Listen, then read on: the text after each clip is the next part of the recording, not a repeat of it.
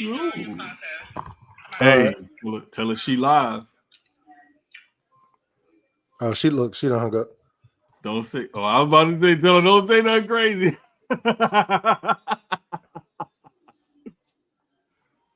What's up, everybody? Live for episode 36, Sucio Sports. You know, it's crazy that this is episode 36. Shaq wore 36 with the Celtics, and the Celtics just won the championship. Wait, they're 18th. Don't remind me. Don't remind me. Still fuck them. I was just saying 18 times 2 is 36. Oh, that's crazy. Hey, That's crazy. hey. It is what it is and it be what it be. You know what I'm saying? Live and direct. Episode 36 of Sucio Sports presented by Gel Blasters. I just know the point somewhere over my left shoulder, bro. I get tired of this. Do like point over the left shoulder. Just do like that real quick and just point. Look, like just do my Adam Cole finger. Yeah, the Adam Cole. But yeah, we live and direct. Episode 36 of Sucio Sports presented by Gel Blasters. It's me, Jermaine, at @the_Jermaine on Twitter and on Instagram. I still call it Twitter. Mama name Twitter. I'm gonna name Twitter. And that is Keyz, despite what you see behind the mask. That is still Keyz. I promise. What's up, y'all? You already know. DXKEYZ on everything. Instagram, on X. All that. You can even find me on Threads. See, I ain't did all that yet. I be on Threads sometimes. It's kind of cool though.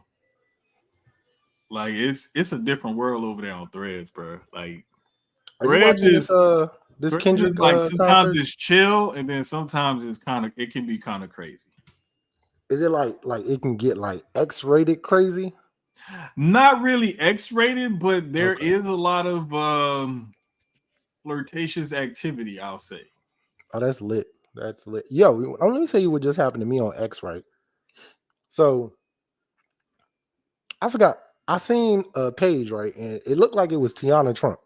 At least that's what the page said, and it said official Twitter of Tiana Trump. This is really me. Blah blah blah.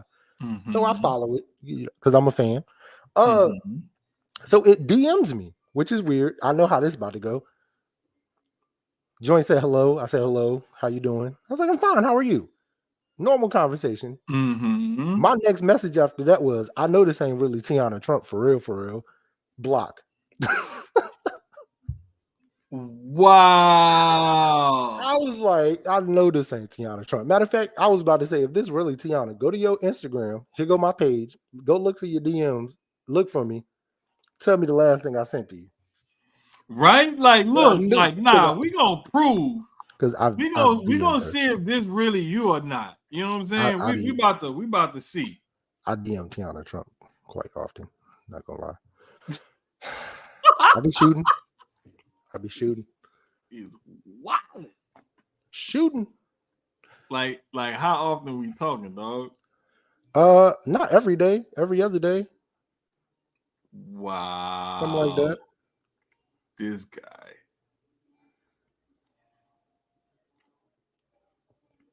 You know what's funny? As we're live right now, I was sending this joint to house, right? And I forgot he's live at the same time that we live on the wrestling joint. Oh, you know what? I thought I got that shit. I just went to my Instagram. So I mean, I was going on YouTube to do my sharing thing, and I just noticed it. And I was like, oh shit. Yeah, man, it'd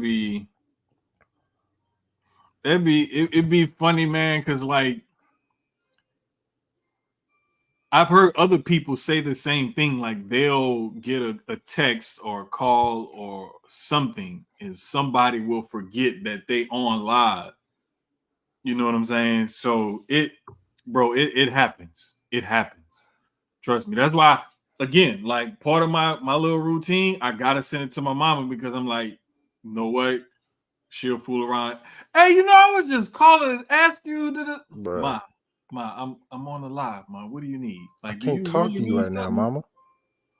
She'll be wanting to. She just be wanting to just chit chat.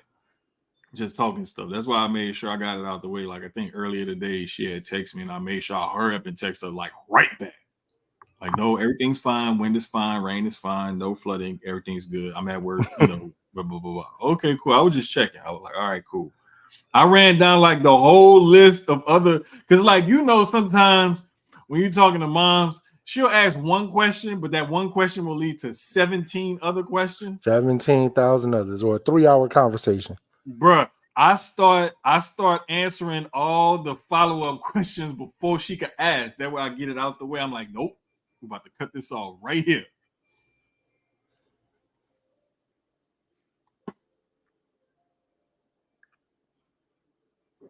How's your weekend? Bro, it was kind of cool. Like it started with it actually started kind of Thursday, Friday, because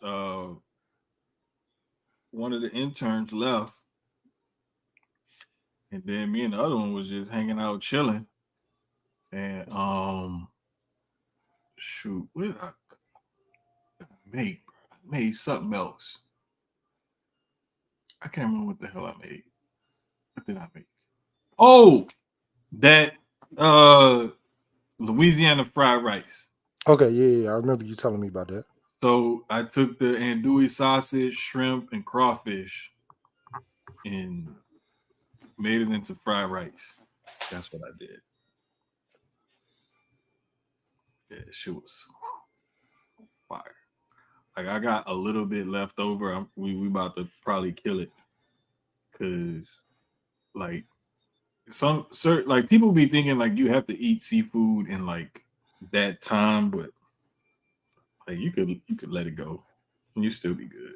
It's fine. Yeah, it's because my one of them, refrigerator, like, bro, my refrigerator, if something has condensation inside of the lid and if it's in the back of the fridge, anywhere near the back of the fridge, it's ice. Oh yeah. That condensation turn to ice quick because like we keep the fridge super duper cold. Like I just know like as much stuff sometimes as I'll have in it, especially like when I had bought all like the onions and bell peppers and all that stuff, and I was using that little chopper thing that I told y'all I ordered. Bro, I was bro, that was like the most adult shit that I've done and purchased was a vegetable chopper. Like that was I was in my happy place because I was chopping vegetables and like separating them and making my own little seasoning blend, the Holy Trinity seasoning that you start to ruin everything with. Like, bro, I was like, I was in my happy place. That was some real adult dad type shit. Yeah, it was cool though, man. It was cool. What's up, Dre? What's up? Welcome. Who else in here? Danielle. What's up, Dub? Well, damn, she is, bro. I looked over here because I saw the purple shit. I thought that was you or somebody or something else. Okay, my bad. How was my weekend? It was good, man. We celebrated the twins' birthday this weekend. Their birthday is this Sunday coming up, but they were with me over the weekend, so that was like the entire weekend.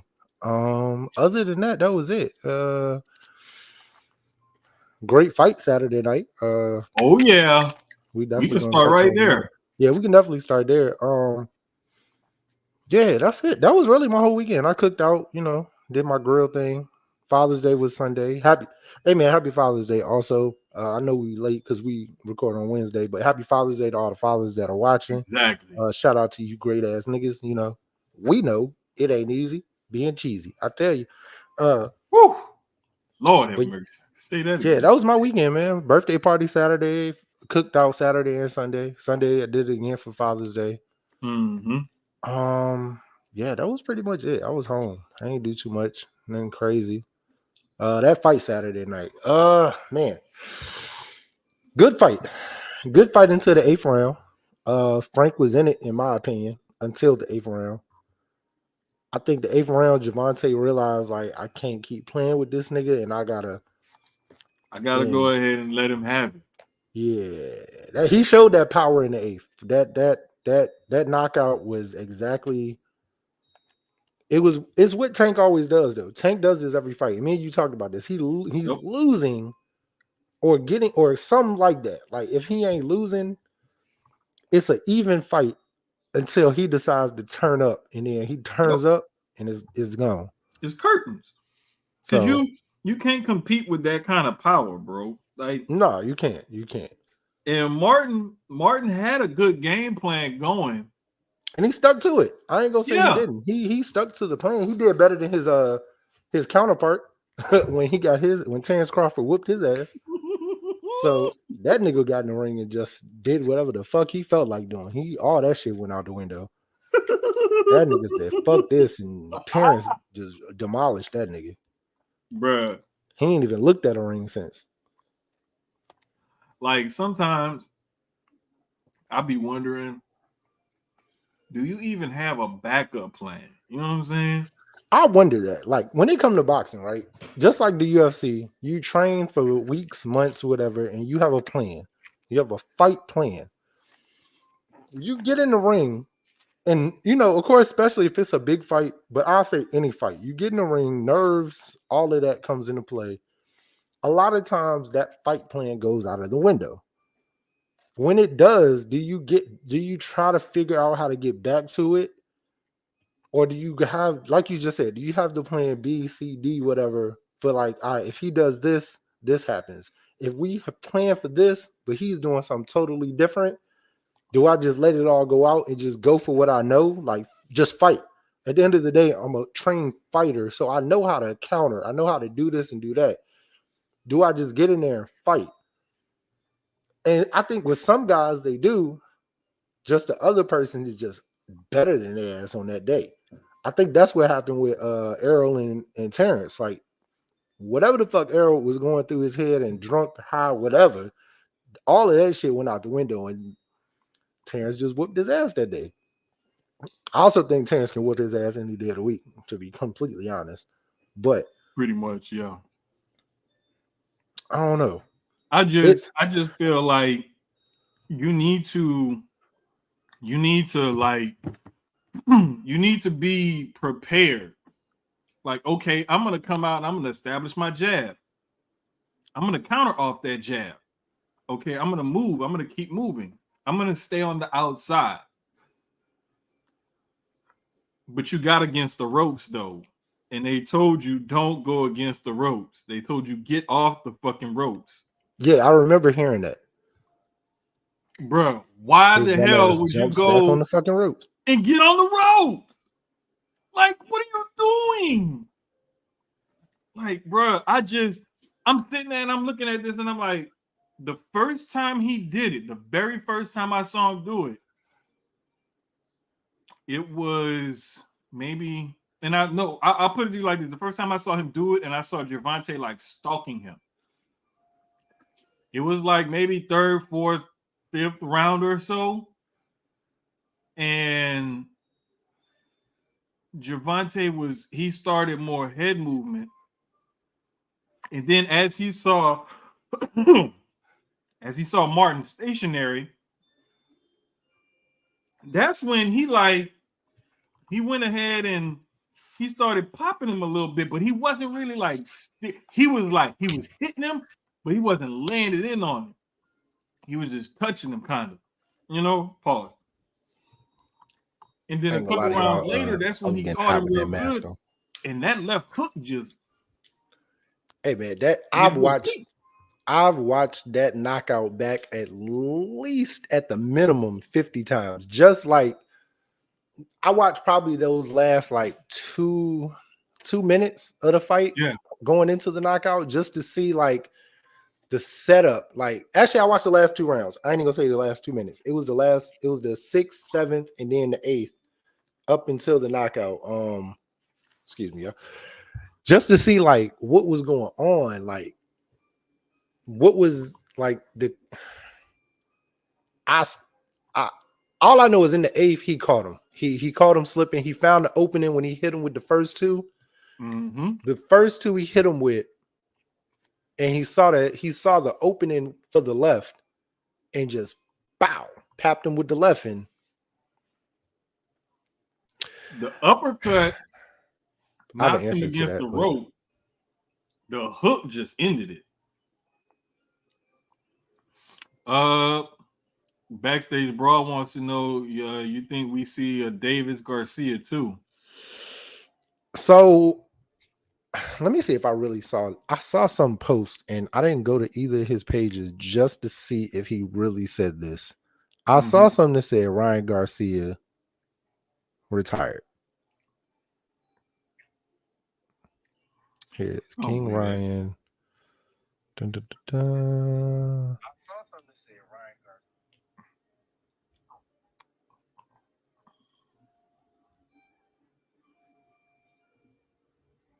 Nope. No. Okay, so I think we can see it. I do. Chill out. Yeah, I think it's possible. It depends on what sanctions come down on Ryan. If everything stands, I'll say that his team is pretty much saying like all of this is false. He didn't take anything, like knowingly did not take anything. I think it depends. Ryan's future pretty much depends on that. Tank is with it, but I think Tank also is looking forward. That Lomachenko fight is like big money. Like this one's pretty big, but his like Frank's name won't big. Like if you know boxing, you know Frank, you know what kind of tear Frank has been on. But a Lomachenko fight is huge, big money. I'm talking about. Yes, I agree. Yeah, that Loma fight. That I'm gonna tell you why, but that Loma fight, that Loma fight is the one for him. And I'm hoping they do it like. And then him and Core is probably after that. I think he got to get Loma out the way. Yeah. And then go after Core. Then holla at Devin. And then, like, you know what I mean? Like, it's got to be an order of it. But I want some, because y'all know I don't like Devin Haney. I want a nigga to really put, I mean, Ryan did. But it's got an asterisk as of right now. As of right now, there is an asterisk, but Ryan did it. He put them hands on that boy. I don't care whether it was PED'd up or not. He punched that nigga in the fucking face and dropped his dumb ass. Like, that's what he needed, though. Devin needed that shit. Devin needed some humbling. And the fact that if it weren't for the whole like thing coming out, he would have got it. And I think now that all this stuff and this speculation gave him an out. Yeah, now he back to being like, I'm that nigga, I'm a dude. Like, no, I need a nigga to drop his ass for real. It gave him an out. And this, I don't like him or his punk ass. I hate Bill Haney. That nigga, dog. And then Floyd Mayweather bitch ass. This nigga gonna drop a video on Sunday after the fight, like on some hating ass shit. I'm like, come on, bro. This nigga, I hate when he does this to niggas though, because niggas will go from being his little brother and and he got him under the wing, and then as soon as they don't want to be under the wing no more, or he do some fuck shit that they call him out on, now he want to act like a bitch. I've always said niggas be riding for Floyd. Hey, Floyd the greatest. You can't say nothing bad about Floyd. Fuck Floyd. Floyd team paid niggas to lose. He didn't really beat Canelo. Ain't no way Canelo is knocking niggas the fuck out in the first round and he get to Floyd and all of a sudden he can't touch Floyd. Floyd's the greatest defensive fighter of all time. Fuck that nigga, dog. Fuck that nigga. First off, this new Pimp Squad clique is crazy. Yo, when I seen they was back in the studio, I got hyped. Then I heard this song in the video. I was like, nah, we need this. It is Juneteenth also. I had a second one on there because just for some nigga shit, you know. But I like this joint. This joint ride, bro. Any, old niggas like us, we ride with Pimp Squad click heavy, you know. Floyd definitely had a fighter to fix. Thank you. I be waiting for a nigga to agree with me on this shit, dog. Don't nobody agree I with should have me. known it would have been them that would have said some Don't shit like that. nobody be agreeing with me on this shit. This shit crazy. Nobody fucking agrees with me ever. Hey, that Go Fuel, I gotta try it. I still haven't tried it yet. I got a box. They haven't sent me the second stuff yet, but I'm gonna go look for it. I'm gonna box some stuff I up. was supposed to look for it this weekend, actually. I can't find it in the store nowhere. The only See, place I've seen it is on the website. I was like, I'm gonna go look for it. I'm gonna see if I can find it. Bro, every time I went in the store, I never remembered to even look for it. I got some extra boxes in here. I can send you some. Or the ones they already sent me. I can send you a few. Yeah. But yeah, man. Roy Jones had him. Thank you. Roy Jones had him beat. It's a couple fights where I'm like, yo, it's no way. Like, I ain't saying he ain't got no good defense. I'm not saying the man can't fight. But it's just a few fights where I feel like I need somebody tell-all book to come out just to admit, like, all right, we took the money to take the fall. We made it look good, and then we knew what round we were supposed to like start slacking off in. Cause I'm still thinking, like, niggas be like, well, Canelo ain't really fight nobody going. No, I don't want to hear that. No. No. Look at Canelo fights before Floyd. Look at his fights after Floyd. Yep, there you go. Now that I will agree with. Yes, he did. Because I will say he got booked like a protected fight. I'll agree with that part of it. Yes. Mm-hmm. I will definitely agree with that part of it. However, what I will say is I've seen him been tested in a couple of fights. You don't get Packy until you and Packy finally work it out when you niggas is old and about to be in walkers. And look, the thing that made me mad about that fight, he put Pacquiao on blast on that one for that blood testing. Yeah. And then after Pacquiao got put on blast for that blood testing for years, he didn't look right for a long ass time. And then all of a sudden, Pacquiao just had this resurgence like 3 or 4 years later. I'm like, bruh. He might have been right about that. He might have been. Come on, man. He didn't duck Pac-Man. Pac-Man didn't want to submit to that testing because he was on the juice. Pac-Man had to really get off the juice to take that fight with Floyd because he needed the money because of all his issues back home. Yeah. He decided getting off the juice is worth the squeeze. He tore his rotator cuff because that's what happens when you be on the juice. You get a bunch of soft tissue injuries and stuff. I don't make this stuff up. This stuff is scientifically proven. I'm just saying, I'm not making no excuses for Floyd. I'm making no excuses for Pacquiao. I just know what I saw before and after that fight.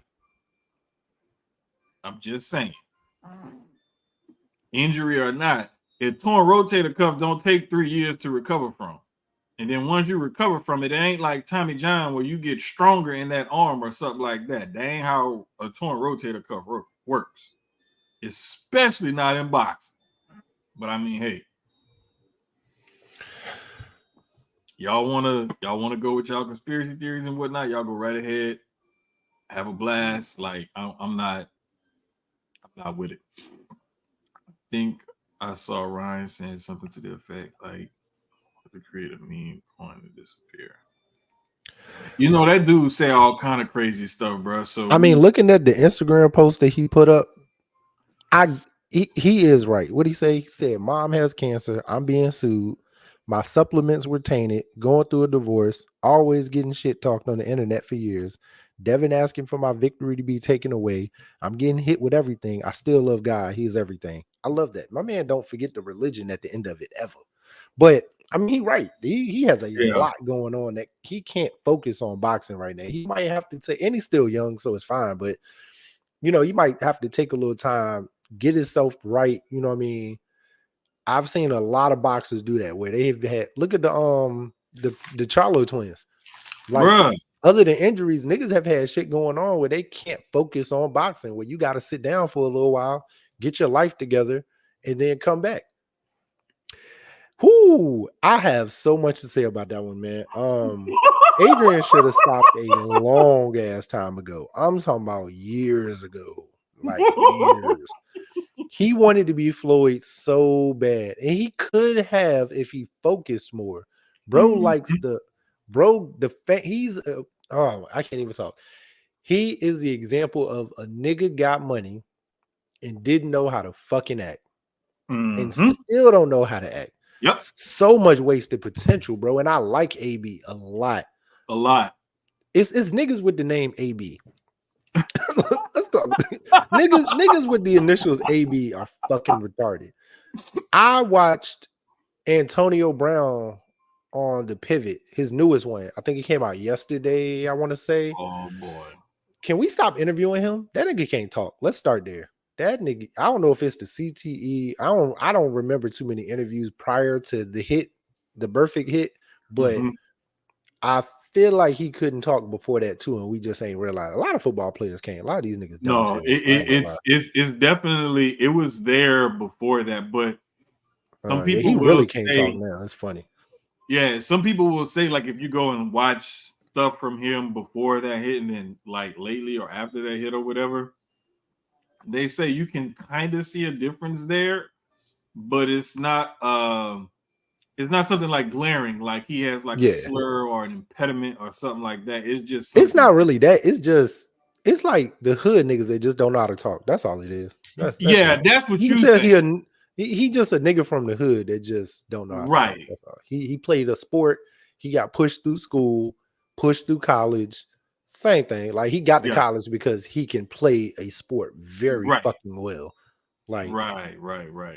Like, they altered his test and shit like that. But I will say he's created an amazing career for himself outside after football now. Like, in my book, I felt like Canelo wasn't experienced enough to be fighting Floyd, but we know how Floyd rolls.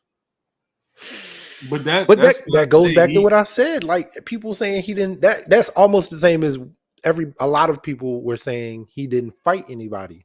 It's not saying he wasn't experienced enough. It's the same thing as like, he ain't really fight nobody before he got to Floyd. I mean, I don't know. I'm just not the biggest Floyd fan. I'm that nigga that was paying to watch Floyd lose. Kind of like what we talked about last week about Logan and his brother. Like, niggas want to, at this point now, I want to see if these niggas is gonna lose now. I want to see if they now. It's not you know they're probably gonna win, but it's that little. It's like with Roman. It's that little hope that Roman was gonna lose this title match. Yeah. Damn, he ain't lose. It's the same thing. Like, niggas for years paid to watch Floyd lose. And be like, God damn it again. Shit, you pulled it out again, motherfucker. Look, and everybody end up like you said, like, y'all watching and paying for him to lose, and you end up like the Scooby-Doo villain at the end of every episode. And I would have got away with it if it wasn't for those darn kids and that dog. Every time, bro.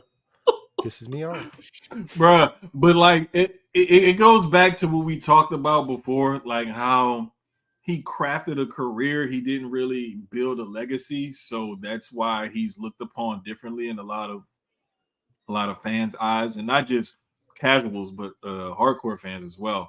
Because I've seen different fans,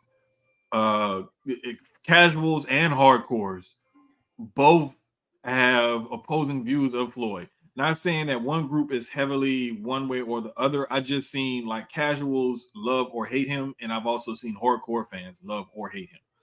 I'm one of the more leaning towards a hardcore fan that actually likes Floyd, because if there's something about the defense of boxing, and every time you step in the ring, you have a chance to get beat. All it takes is one punch, that's all it takes, one whatever, and you're done. And he managed to do that 50 some odd times and not lose. So I give him his props. I do call into question a lot of the way he went about his career, and a lot of the way he built his legacy and whatnot, the way he crafted it and kind of ducked certain people and didn't fight certain people, so on and so forth. But I do also appreciate greatness. And I do know that he did a lot of things in the sport that haven't been done at that level before, is how I'll phrase it. But I mean, the sport of boxing is healthy right now, and I'm glad that it's looking It better. is.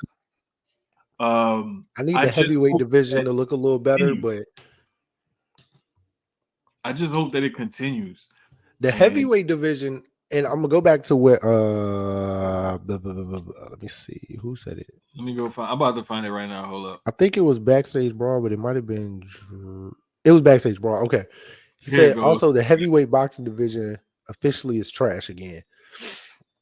I don't think so. I think the people at the top that we thought were gonna stay at the top aren't, and I think that's okay. I don't need everybody to be undefeated. Like, I feel like I mean, it's dope. Don't get me wrong. I like when you got 1 or 2 at the top where they ain't got no losses. But now we have everybody at least got 1 now. Like the important, you know what I mean? The important niggas that was at the top at least got 1 now. Fury has 1.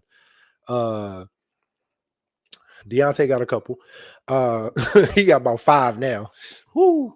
Boy, getting his ass whooped that's the nigga you need to be talking about need to retire. You talking about AB. No, that nigga need to stay at home like his mama told him. It is time. It's crazy. Yep. Wife hit him with the crazy shit right after the fight that next day. That was wild. Or girlfriend. I'm sorry, not wife, girlfriend. Yeah. Fine ass woman too. Ooh, partner boy. or whatever. I never understood.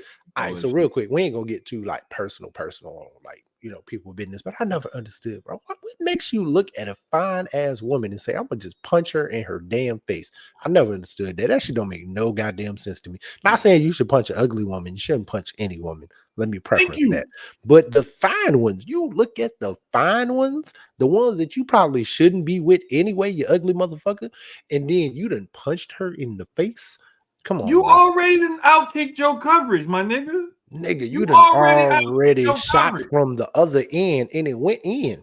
Nigga, you inbounded the ball and threw the bitch up and it went in. Bruh, hello. How you gonna fuck that up? But anyway, yeah, that's the nigga that needs to you a millionaire on top of that. She fine as hell, boy. He needs to retire. Either that or I've said it. I forgot his trainer's name, but it's time to let him go. Like, he won't even that good of a fighter. Why the fuck do you think he gonna? How's a nigga who won't that good of a fucking fighter himself gonna train other fighters? No, now that I will disagree with you with, because I've seen. I don't think he was that good. The best coaches were not exactly the best players. Okay, I give you that. No, Phil Jackson was pretty dope. Phil Jackson was pretty dope. Red Auerbach was ass. I've at least seen the stats. I ain't seen the games because that was prior to, you know, recorded TV. I put it to you like this: Phil made it to the league, but was a role player. Pat Riley was pretty good. Was the man in high school. He was good in college, and then he was all right in the pros. He was pretty good with the Lakers. He was all right. I think Phil was good too. Like, he was a role player, but he was at least a starter. He wasn't like a star player, but he was at least a starter with the Knicks and a very important piece to them winning the championships they won. So no, I think he came off the bench. Did he? I thought Phil started. I want to say he played decent minutes, but I want to say he came off the bench. I'll have to look it up right quick, but I just remember like him. He was an important piece to that team. Like, don't get me wrong. Like, I'm not taking nothing away from Phil. I'm just saying. Spurs coach, was he? He was a role player on that. I'm trying to think. Was Pop a good? Did Pop play? Pop did play, but he hold up. I'm trying to find this Phil Jackson stuff right quick. Let me look this up. Let's see if Pop played while you looking that up. Let's do it. If y'all know in the comments also. Bam. Yeah, I think he averaged like 18 minutes a game over his career. Never played more than 30 minutes a game in the season. He only played more than 20 minutes in 2 seasons. He played what, 12 seasons, 10 seasons? So No, that says a coach. It says it says Popovich was a guard. Yeah, I remember he played, but I can't remember how The crazy high thing he is actually the went. the Wikipedia does not show any of his like actual like it's everything as a coach. It says career information. College, he went to Air Force from 66 to 70. He was a guard. So I'm maybe after college, that was his last time playing because he Yeah. started coaching in 73. So if he did play, if he did, I'm guessing it was just from 70 to 73, but his Okay, it coaching does say career that started in if you look at the 73. bottom of that paragraph, that second paragraph, it says he earned an invitation to the U.S. Olympic team trials for 72. And I guess he realized he sucked and was like, you know what? I'm gonna just be a coach Yep, because it says because in he was in 73 he this. returned to Air Force Academy as an assistant. Yep. Then he went overseas to Pomona Pizer, came back to Kansas, Yeah. went back to Pomona Pizer. Then he's been with the Spurs since 88. Well, no, no, Yep. no. He was with the Spurs from 88 to 92 as an assistant. He went to Golden State as an assistant from 92 to 94. And then 96 to now. Oh, He's you been know in. what? I want to say, bro, if I'm not mistaken, I That's want to crazy. say he was with Don Nelson. He's the longest tenured. I feel like he's the longest tenured coach in sports right now.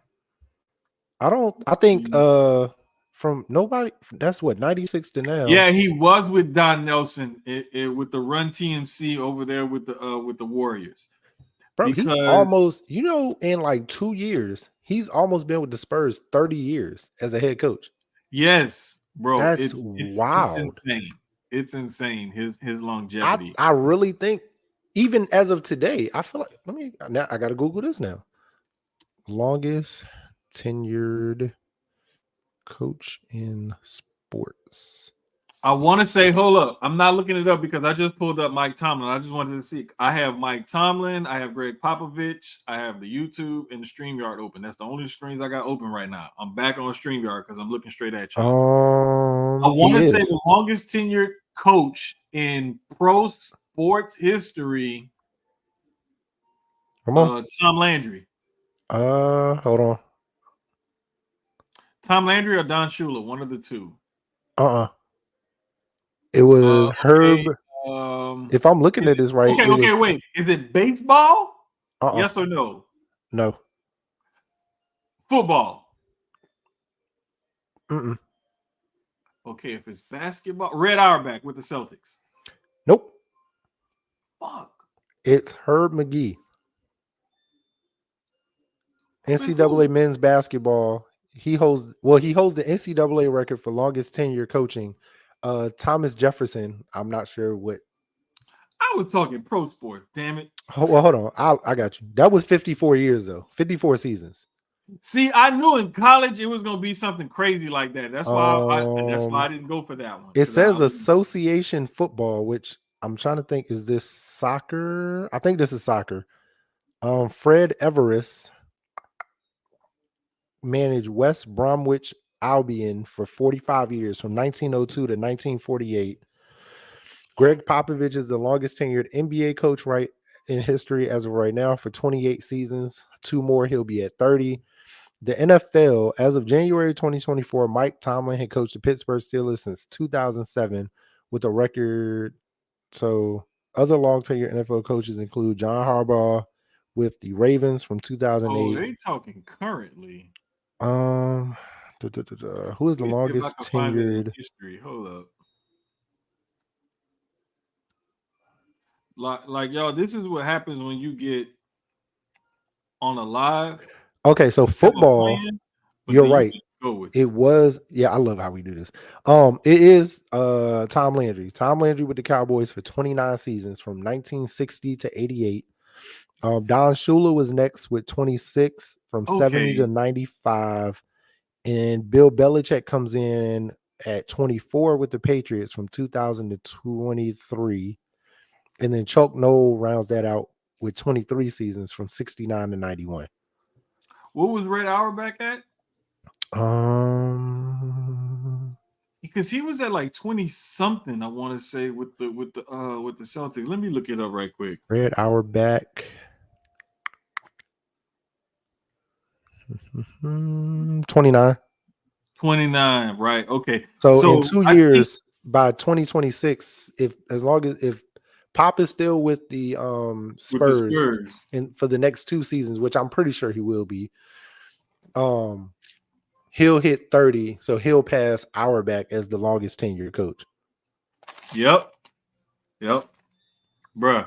I think Pop got it in him because like we about to transition in the NBA since we talking about Pop, but when you look at that team and they just got Wemby and they have pieces around him, even though I know that team didn't end up like in the greatest spot this year, but when you look at that team and what they have to build with and around, like come on now. I don't see how you can say like that team isn't going to be fun to watch next year or the year after or fun to coach in his eyes.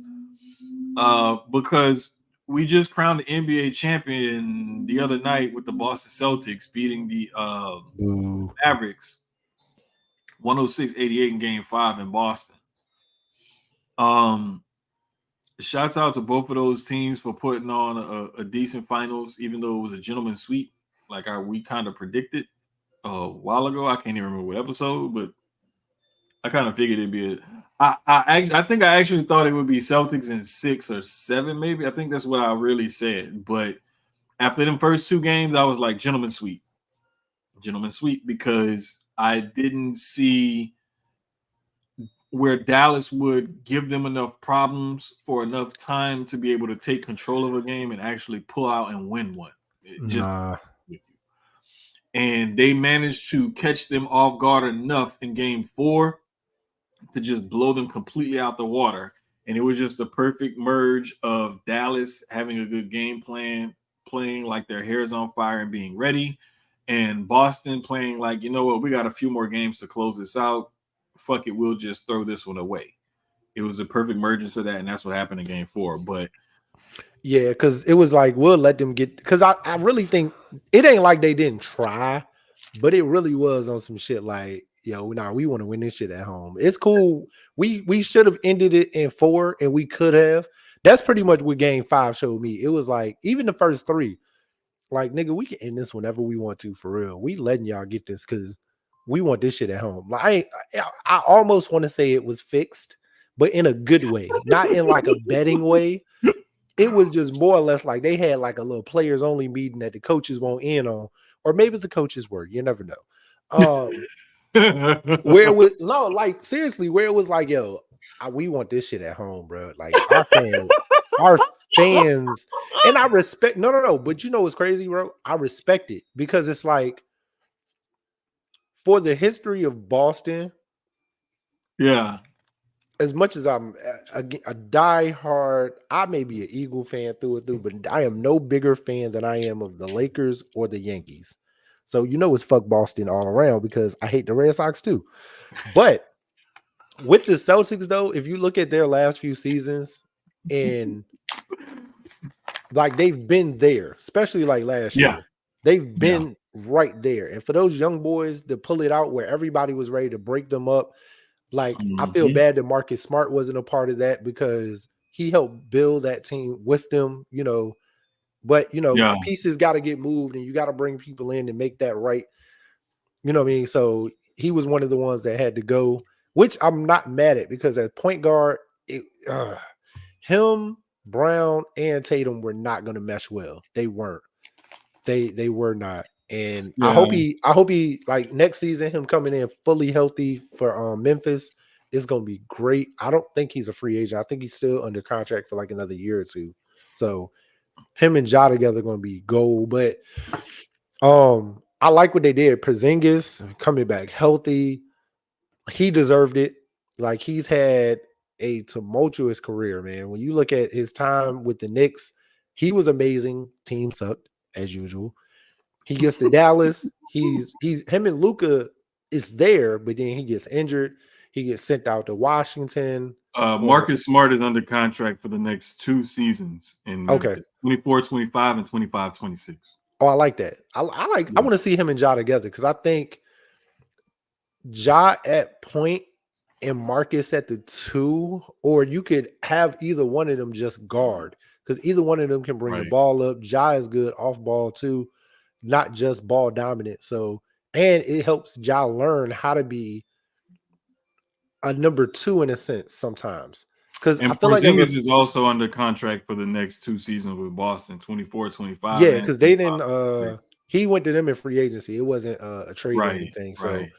Yeah, I just wanted to make sure because, bro, like you know how it be. Like sometimes what up, Sloan? big dog. You hear something, then you be like, wait a minute, I thought because like I couldn't remember what his contract situation was or whatever. Dre going back to the no, I don't think he was the manager of the Yankees that long. Dre, I'm about to look that one up too. Nah, baseball one, I I can't think forgot of who old it school. is. He was the manager back in the days, like, but I don't think Because he nobody was. from baseball showed up on any of these lists. Nah. Technically, the longest it says the longest tenured football one. Well, it said Tom Now Landry was 29, but they said here's the thing. Lambeau was 28 before that, from Technically, 1921 to 49. Wikipedia is giving Connie Mack credit for 1901 to 1950 with the Philadelphia Athletics. That's still what 49 years. Yeah, so that's why I thought there was something that was. Well, they said George Halas technically had. This says technically 40 years, but it was over 4 separate tenures from 1920 to 67. So they just put them all. It wasn't Oh, consecutive, but they put it all together. you know But it what? was You 4 right different times because where he coached them. okay, here's the thing that I can recall off the top of my head without looking nothing up about George Halas. He actually founded the Bears and started off as like the founder, owner, coach, or whatever, and then pulled back a couple of times. I want to say that's why it gives him like I think 3 or 4 different tenures. You said 4. yeah, it's something like I kind of remember. I knew he started the team, like it was him. He started the team and everything else because when they were talking about the one who owns it now, I want to say it's his daughter still that owns it, not the granddaughter yet, but Virginia Hallis McConkey, something like that. Yeah, I know it's something I with a want month. to say it was they were talking about how the initial investment that the family put into the team to what it's worth now, it's like some astronomical percentage of how much growth that they've had from their initial investment. I remember hearing something about that because I remember I was like, wait, no, Hallis founded the team, and that's why they have GSH on their initials on their sleeves. George, I can't remember his middle initial, Hallis, but that's why they always have those initials on their sleeve on the jerseys and stuff. Actually, Dre was right. It is Connie Mack. It is him with 50 years. Okay, see, It says he's the longest serving manager in MLB history. okay. I always thought it was one of the NFL coaches, either Landry or Chuck Noll or and I knew Pop was getting close, but I always thought it was And no that's Shula baseball. or Landry. I thought it was always Shula or Landry for some reason. Yeah, and that one is as far as baseball goes. Now, if we go into soccer, didn't you say it was somebody Hold in on, soccer? He was like longest 45 tenured. seasons, I think. Birmingham or something like that. It was somebody you Longest said tenured. over in England was the manager for like 40 something seasons.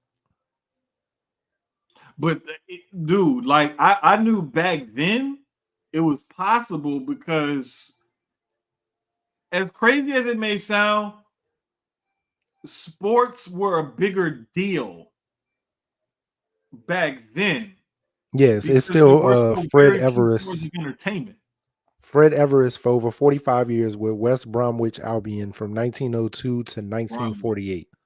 I knew it was a beat because I remember when you said it earlier, and I was like, Brom, West, whatever. I was like, no, that's soccer, that's Europe, that's still professional league. Like Yeah. That's still like I figured one of them, like back in the day, had to have been there from the long. It could have usually, been a similar situation to like George Hallis, where he founded it, or and it could most have of the been a time with similar soccer, situation. it's like whoever was the very first coach of a lot of those teams when they started in the early 1900s, Exactly.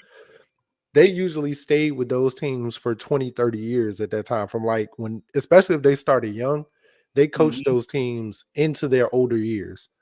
Like they were the coach until they were like in their 60s and 70s, and then like the next young coach came in. So Right. But like we like, talked about that a few weeks ago when we were talking about coaching in soccer. Like it's definitely not what it used to be, because yes, now the way, because of the, it's just like any sport, is more business now than anything. So it's yeah, about wins. it's more And transactional. yeah, It's it's like like you you get you 2 have to years. give me something in order for me to say I'm going to keep you Look at around. basketball. We just seen that today. Monty Which will, Williams. yeah, we're gonna touch on that too. But basketball is the same. Football, especially, like now, we see it with quarterbacks being drafted. We see it, quarterback more than any other position. Head coaches usually, if they don't see what they like in a year, you out. If they got a chance at another head coach that they probably wanted anyway, you're out. Like new GM come in, new owner, whoever, like it's crazy. Like you don't get long, and it's almost like you don't even want to be a coach anymore. At Mhm. least in the NFL or in professional sports. Like college is still so much better because you don't see it's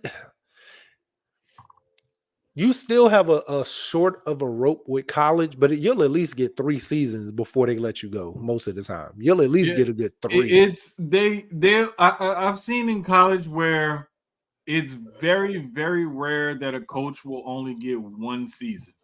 Yeah, Very rare. Pros, I see it happen, and they're just like, you know what, fuck it, it's too much money involved. I'm willing to suck up paying you the balance of this contract to go away and bring somebody else in and pay them to come and do what I need them to do. Because if this new coach can make up the difference in money that I'm making, it'll be worth getting rid of you, basically. So it's a give and take, in the professional leagues. In college, it's almost like what booster or boosters are willing to foot the bill to get rid of this guy and bring in this other guy. You yep. know what I'm saying? And so it's always a money thing. We just And seen it with Calipari and going to Arkansas. bruh, we just talked to Foot. I just talked to Foot about that because, like I said, I think I said this a couple weeks ago. I don't know if I was in here or we was in the backyard, but I know, like, I had questions about it, and I was like, I need to know: is this really like boosters and shit and fans that then ran this man off, or what? And she was like, Nah, it's like stupid fans and administration and stuff that basically ran him off. But also, as much money as Cal was bringing in, we've also said it from the basketball standpoint, and I'm like, was it time for him? Should it have been time? Did he stick around a little too long at Kentucky? Exactly. I It's know we've it's we've talked about this between us. yeah, like it's a toss up with that, because I feel like the fans and stuff were, from a fan standpoint and a alumni standpoint, I'd say mm, it might have been time for a change. That one and done system may not be it for Kentucky anymore. Like it wasn't producing championships. I mean, they were making it deep into the tournament, Mhm. but I remember when I looked it up. Uh, they last won a title 2012 with the Anthony Davis team. Now I think that was his only title. They last made a Final Four. I think it was like 2018, 19 maybe. Um, and for the last 5 years or so that they've made it's like 4 or 5 years that they've made the tournament when there was a tournament to be held, because the COVID year there wasn't a tournament. But I think he's gotten eliminated in the first or second round or whatever, second or third, however they want to call it. First or second game they've played, they've gotten eliminated. yeah, So he's even got though he's made the tournament, he's gotten eliminated early on. Yeah, like he's got the one championship, like you said, in 2012. Right. His last regional championship, which is making it to the Final Four, was 2015. Because in the It was 2000s, he 15. Oh, made it I in thought it was eight. 18. My bad. I Yeah, was in going on the the top of my head. he made it in 2008, 11, 12 was the year they won the championship. 14 and 15.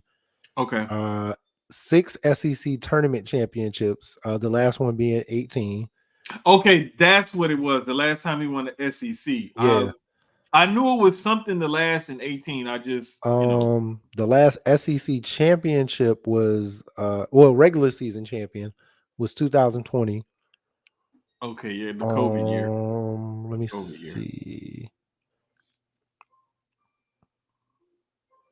See, because I remember when we had talked about it, and I was looking at it, and I was like, and I want to say that was one of the things because that was the thing that kind of puzzled me because I'm like, okay, I know like he hasn't done a whole lot of good lately, but I know he hasn't been terrible either. Like when you get a coach like that who can keep that arena full, and I want to say Rupp seats like 20,000 or so. Yeah, they packed that bitch out. 25,000. It's like a professional grade arena that they have there. You when you keep that arena full and you winning 20 games a year and making a tournament. But is it full because of the school and the name? Because it's one of them things like it's the history of the program more than it is the coach or the school itself is big. Not saying the coach isn't adding to it, but it Right. was big before Cal got there. I Like it put was it to you packed like out this. before. It's like Duke. Look at John Shire. John Shire, what we're going on 2 seasons now? Since or no, yeah, Is two. this second No, or no? I think next this season season is is going to his be second. his third. Either I'll look way, it up right quick. But it's still going to be packed because it's mhm. Duke, Right, and right, it right. is because of what Coach K built.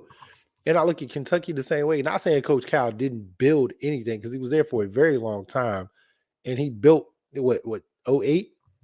So like he built something amazing there. I just think the whole one and done thing with him ran its course to where that kind of goes into what I was saying about the NBA. Yeah, I Shire heading into his third season this coming season. okay. So yeah, because he started before whatchamacallit at UNC did. Yeah. Or no. They No, no, started no. I think Hubert Davis started. the season before. Yeah, I think because I want to say he started the Cal year after the COVID year, right? I think so because Coach K was still there that his Hmm. first season. So he's going into season 4 and Shire's going into 3. They're like a year apart from each other as far as when they started. But Yeah. um it goes to what I was saying about the NBA. Like I get the youth movement. Cool. Like, that whole you gotta at least be 1 year removed from college. I mean from high school now. But I think it's stupid. Even them potentially, well, it looks like they are going back to right out of high school. I feel like it's dumb. I feel like these guys need to at least stay for 3, at least 3, 4 given. Just because Yeah. one, you don't develop your man body. Most of them really don't. It's a couple of anomalies like LeBron and players like that, like Dwight Zion. Howard, Yeah, like Zion. Zion had a man. Zion. He had a man I body think in so. high school. There, You know what there, I mean?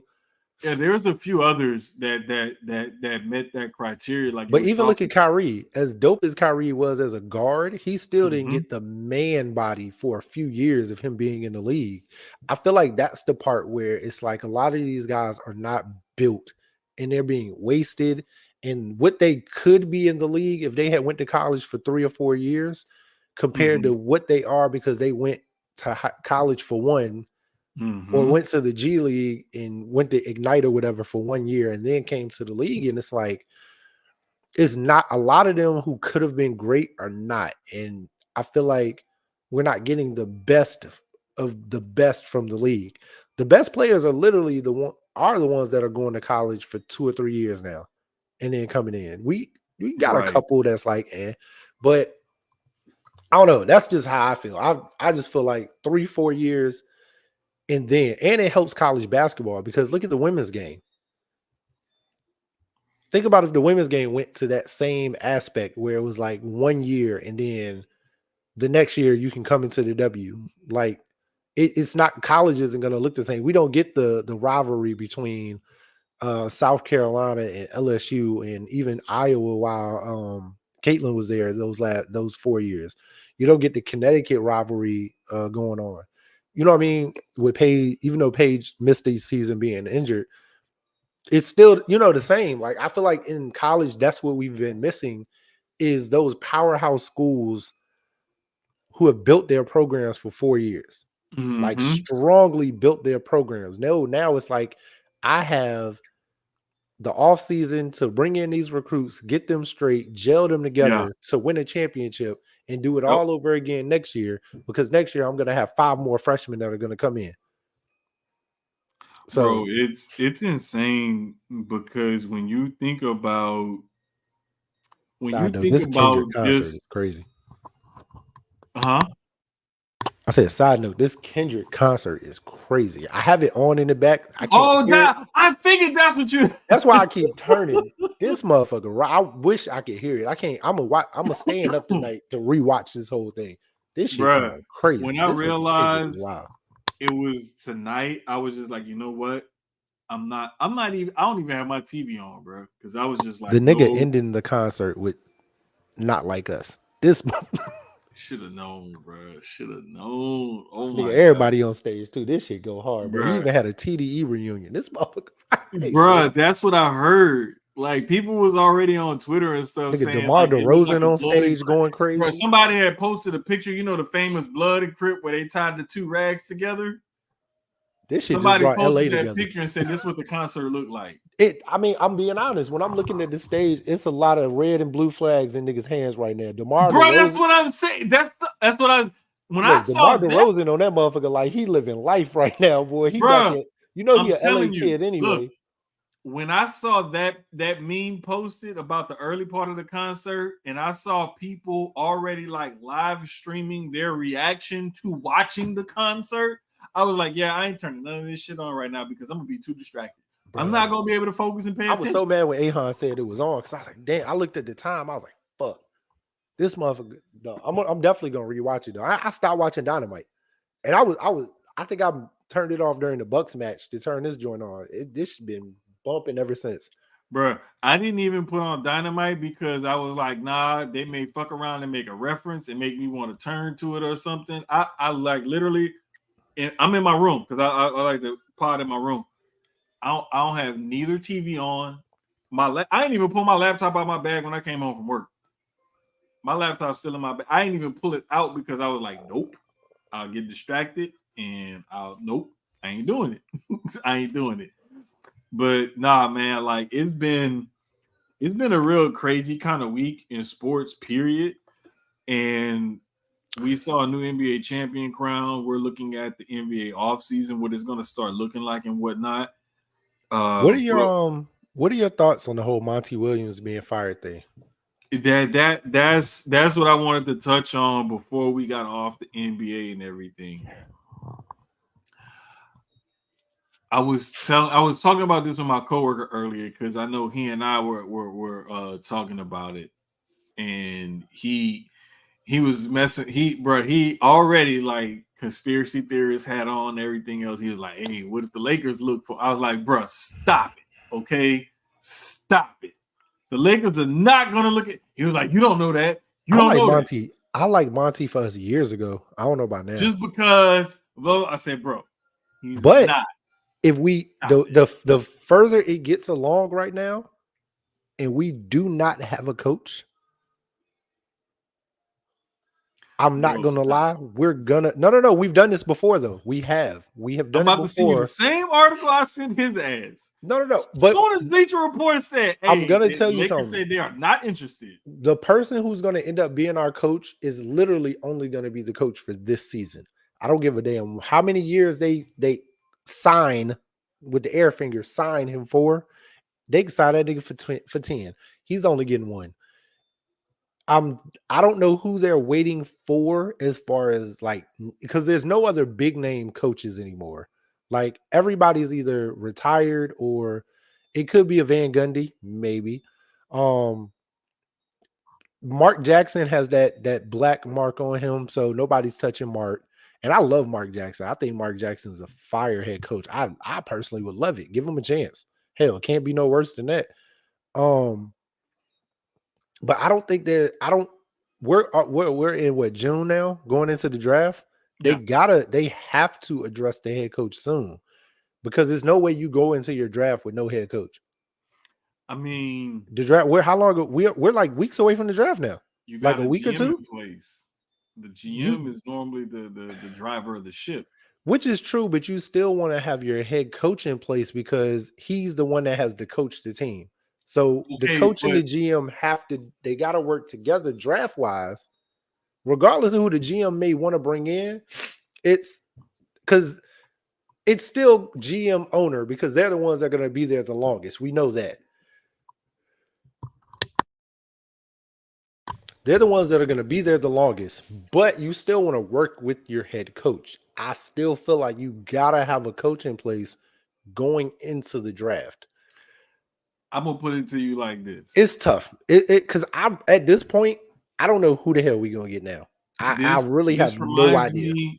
I always tell people, I'm like, when it comes to a draft, the coach and his staff and whatnot have input, but depending on what kind of weight they carry in that building, it don't sway.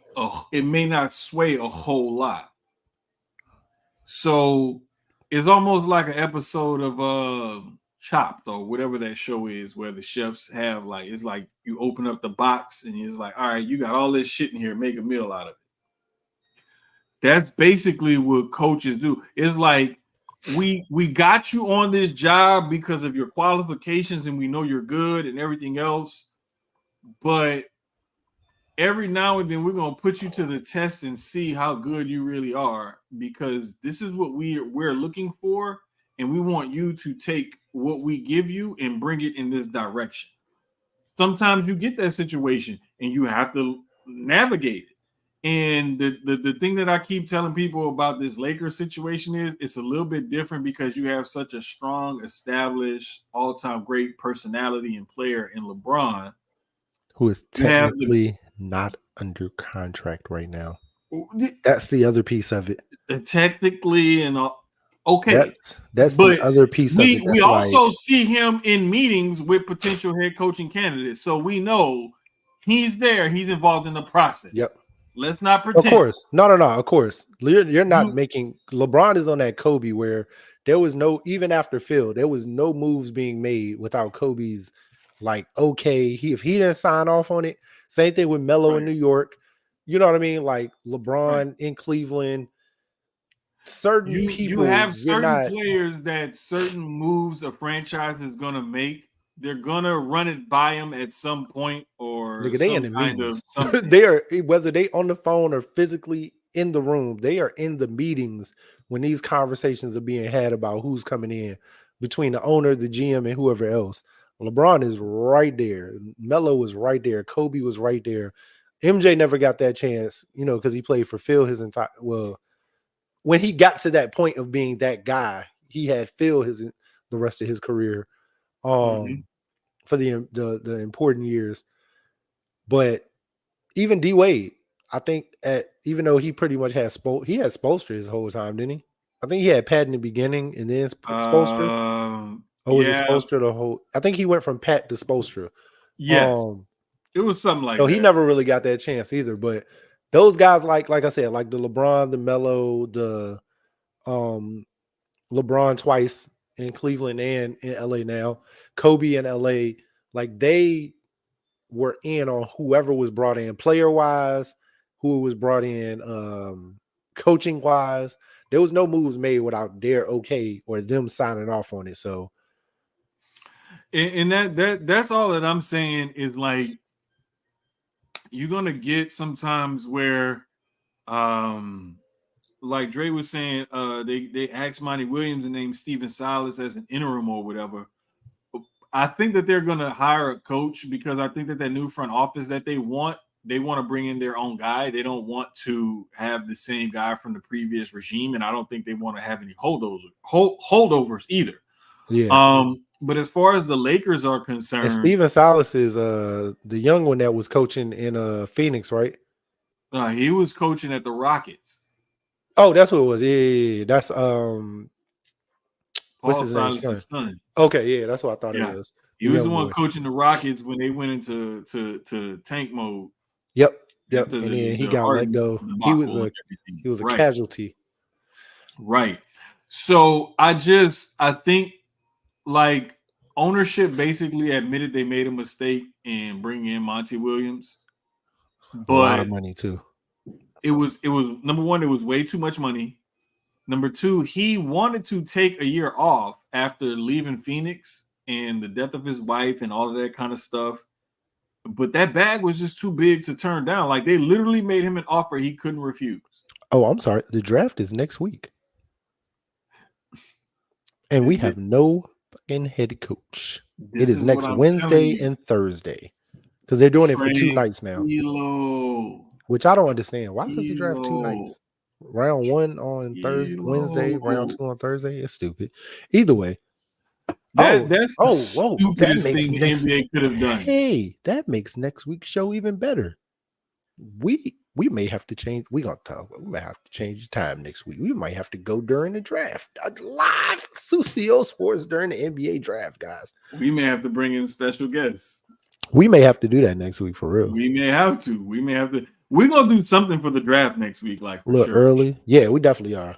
Because the NFL draft is just way too fucking long to try to do something. It's always on a Thursday, so we had the luxury of like having a really good pre-draft.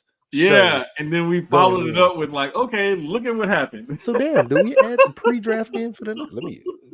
I'm gonna be honest. I don't even know who the fuck is getting drafted in the NBA. I'm not even gonna lie. Like I try to pride myself on being prepared as I possibly can. NBA draft. I couldn't tell you. Like, let me look at these draft boards. The only thing I know, this is what I know about the NBA draft. There's like 2 or 3 foreign prospects that are expected to go like top 5. The Rockets are now looking at the guard from I think Kentucky or something, and boy from UConn, the big man Klingon. Yep, I was just looking at him. He could go anywhere from top 5 to number 20 something. Who knows? That's all I know about the NBA draft right now. Like that's about it. I'm really looking here like I don't know who none of these guys are. Bro, this again, a callback like comedians do when they tell a joke and then they go back to it. This is like what Keyz and I have been saying, why women's basketball has been so much more interesting than men's basketball. Because you get these ladies there for at least 3-4 years or so, and you get to know them and you get to know storylines and so on and so forth, and you see them and they grow and it's a team and blah, blah, blah, blah, blah. And a lot of the coaches have been there for a long periods of time, especially at the top of the game. Men's basketball, you get so many one and dones that are the best players in college basketball that you don't really get a chance to get to know them. The teams that you do get to know that these guys are there for so long, they aren't the best and or most popular teams. So you don't always like get to know these guys. And if they are, then it's like, okay, whatever.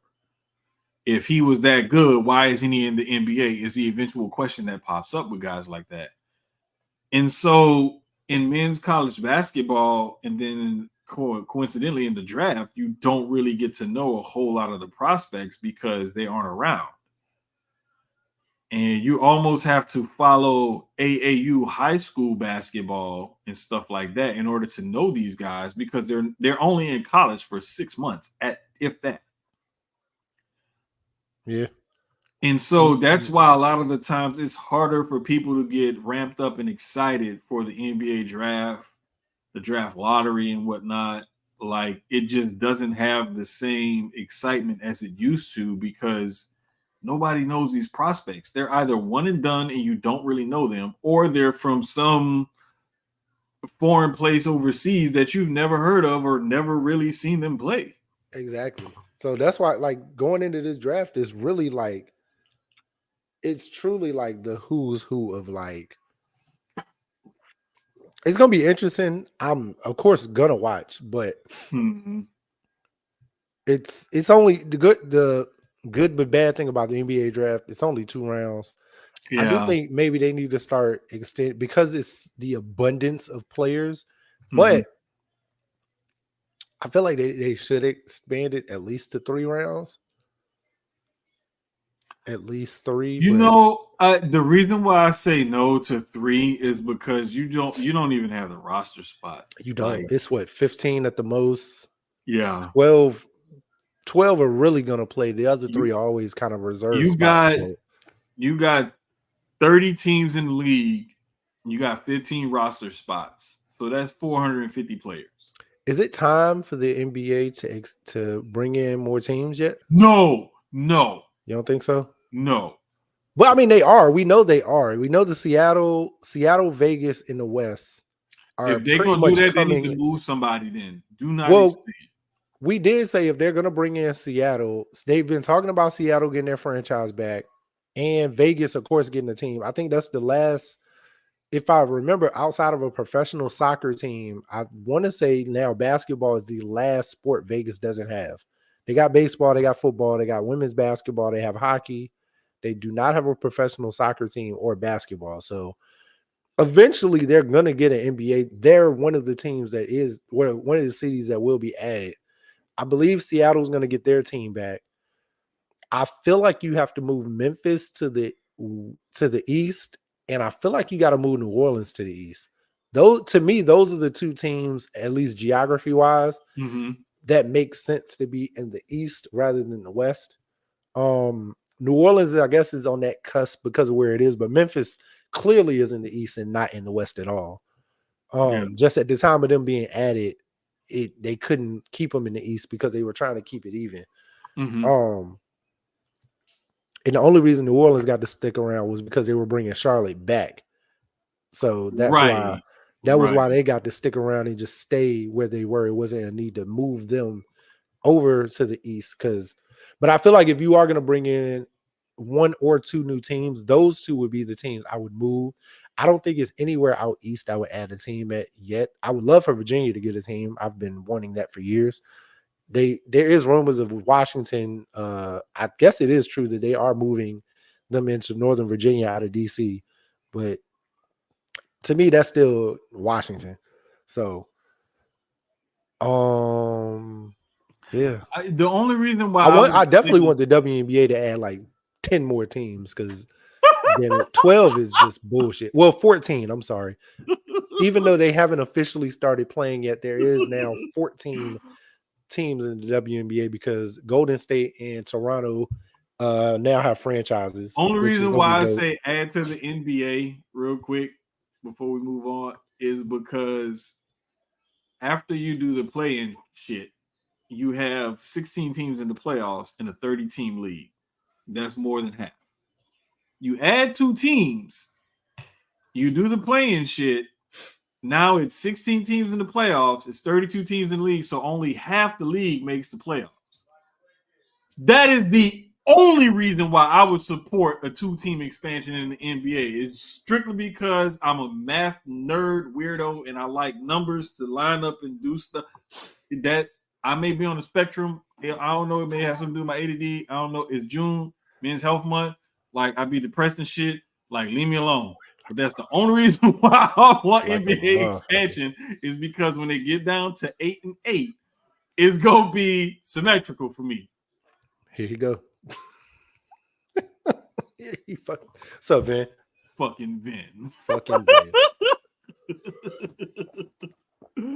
I would Fucking love, Vin. I thought Vin but I will wasn't say even I gonna would tap love in because for he was getting kind of late. But I should have known he was gonna be up fooling around with something because he probably writing something or watching a video or something, making me think about some shit that I ain't even think about when I seen the old video or something like that before. But y'all follow Vin at Mighty Vin on Twitter.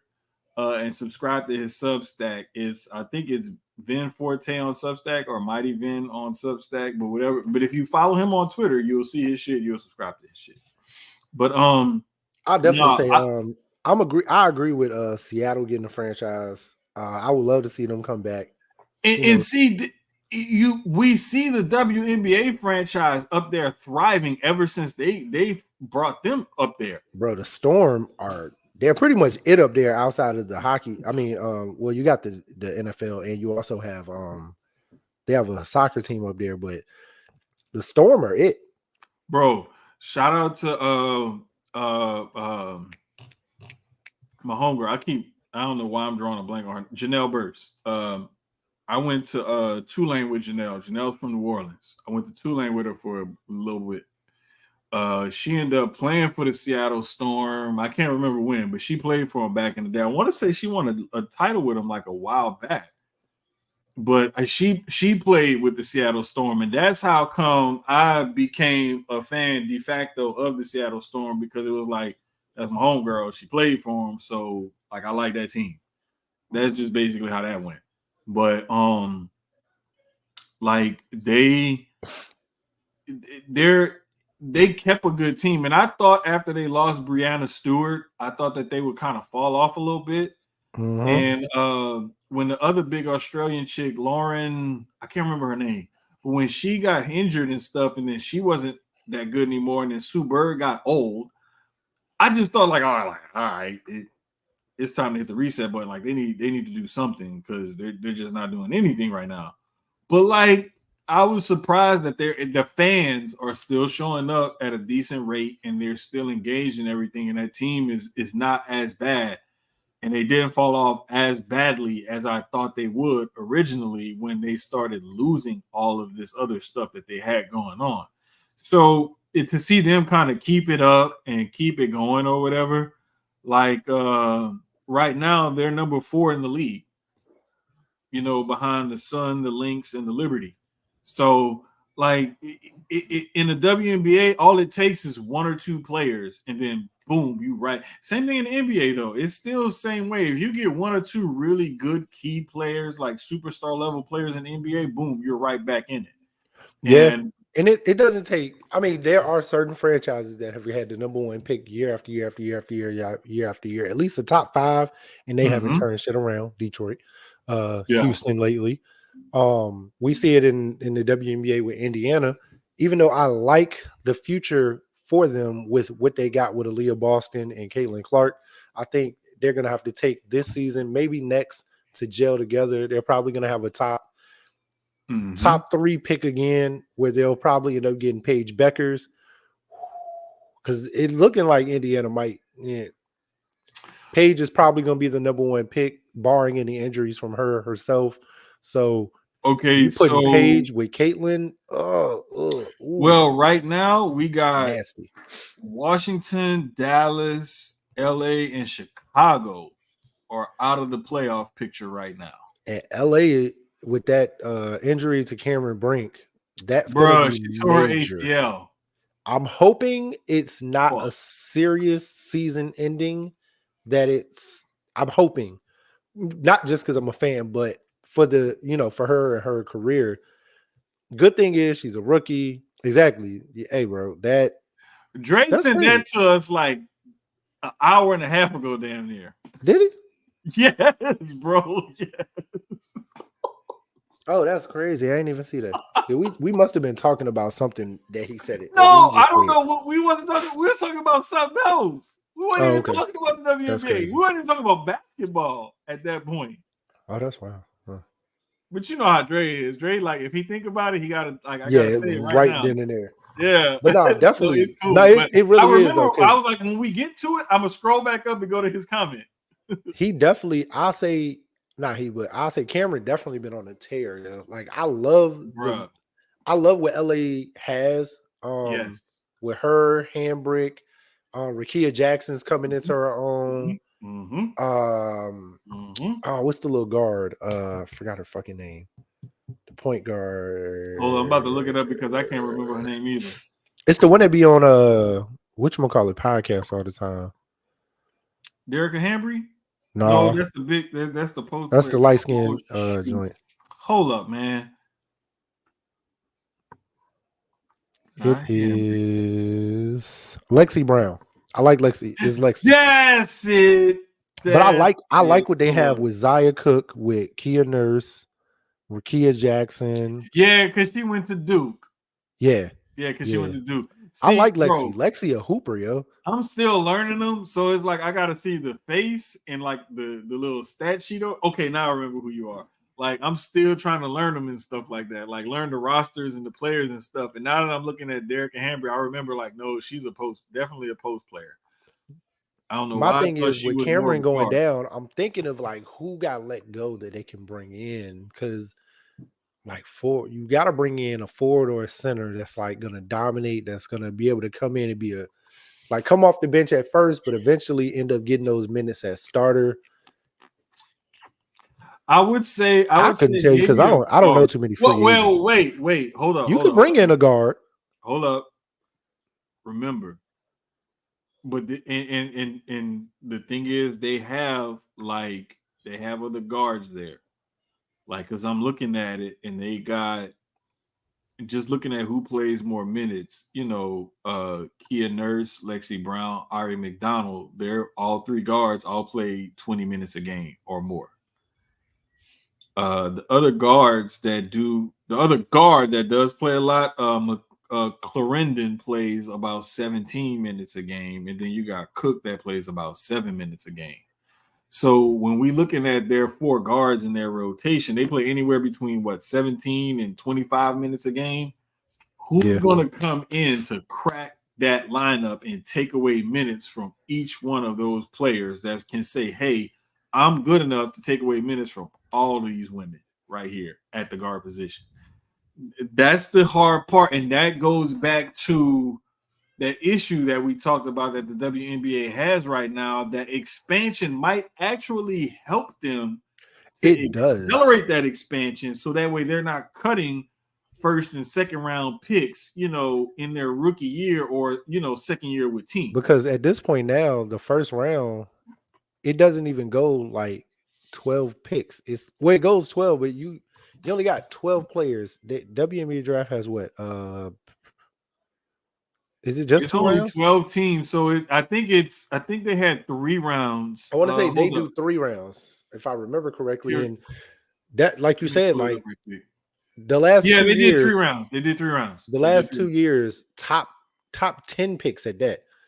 First round picks have been getting cut because it's like, dang, our roster kind of set, but we got to draft somebody. I don't Right, really want to cut anybody who is already here because I like them, right, but I like you too. right, And it's right. like, but that's what happens when you have the small, what I mean, the small league.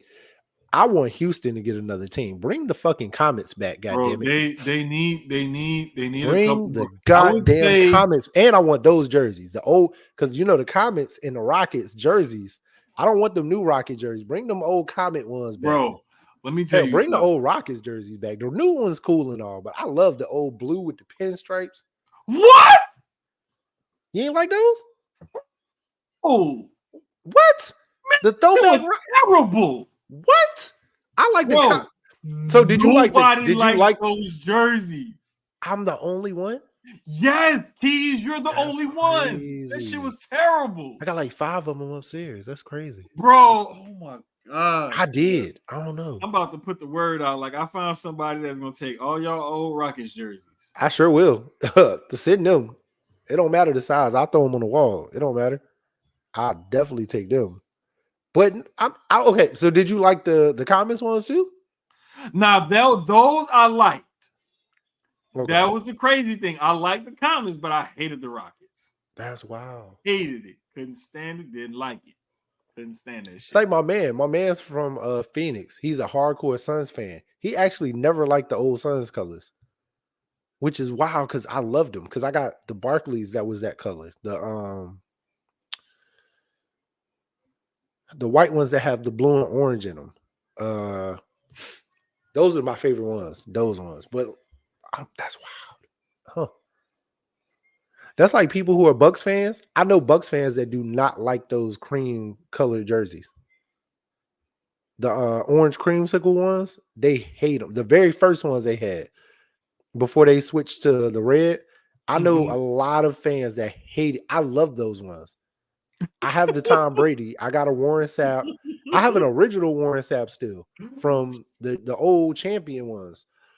Um, I love those jerseys. That's crazy. That creamsicle orange is a bright color in a sense, but I like it. So that's why I've Bro, never heard that. people hated them shits. Like people cannot stand that shit, bro. So while we on the WNBA, Sloan posed a question in our personal group chat, and I'll put it on the rundown because it's an interesting question. And I didn't say I just put the thinking emoji up when he posted it. I didn't really answer it because I wanted to on here. Mm-hmm. He said Asia Wilson. He said Asia Wilson equals Tim Duncan. I put Asia Wilson equals female Tim Duncan. Why or why not? Same thing. But Mm-hmm. Mm-hmm. I get it. I get it. She same thing like Tim Duncan. She comes in, she don't talk much, even though she is talking a little more lately. And I think Yeah. it's just because of the Caitlin Clark stuff. Because prior to that, you didn't hear Asia talk too much. But she just comes in, she puts a hard hat on, she goes to work, she clocks in, she clocks out. She's gonna give you the numbers. Win or loss, you're gonna get what you get from her. Kind of the same with Tim. Tim came to work, put his hard hat on, clocked in, clocked out. He did work while he was on the court. He didn't talk much. He didn't talk too much shit. He just did it. I get it. I definitely get it. But I'm starting to think Asia might be more like a. I might. Man, I'm almost starting to put Asia in that Braun, Kobe, MJ in that discussion in the sense of Like, okay, I see what you're saying. I can kind of see where you're going with because this. when you're Because looking at at first I was like, if you're looking at the first, accolades, the I, championships, the stats, you know what I but mean? Like also being the outspoken leader, face of her she's a team, face of dog. the league type of player. She's a dog, and she puts that work Right, in, and you can count right, on her when the game is on the line. Asia is putting the team on her back and going to work. bro. Like the other thing that I like is But Tim was the same way. So from right from seeing her at South Carolina to seeing her now, into, like I think it's like 7-8 years into her WNBA career, leading the league in scoring and rebounding per game. Your team back-to-back champs. Y'all struggling right now, but y'all got the talent to pull it out and like, you know what I'm saying, do something with yourselves, because despite all their struggles, they're still 6th in the league. You know what I'm saying? With a 2.5 game lead over Chicago for being out of the playoffs. They still got a half game lead over Atlanta and a full 2 game lead over Indiana for the last 2 playoff spots. So you're still in the playoffs to defend that title and try to go for a three-peat, and you putting the team on your back, leading the league in scoring and rebounding. Like, I'm not saying that because she's leading the team in scoring and rebounding that they're 500 right now. I'm not saying that. What I'm saying is that team would not be where they are if it weren't for her efforts, because everybody else is not playing up to par.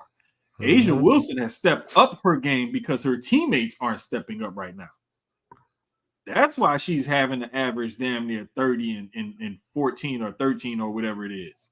I think it's like Mhm. 28 and 13, what she's averaging right now. And so, because I remember she got emotional like last night before last, and Becky Hammond had her back, her head coach, and was like, she would gladly average 12 and 10 if it meant us winning. And Asia was like, hell yeah. That shows you the type of person, the type of baller, the type of leader that she is, that she knows, like, look, I know I got to go out and damn near get a 30-15 double-double just for my team to be 500 right now. And that's what I'm going to do. But I would gladly take the back seat and be a fucking role player if I could, if we would win more. Yeah.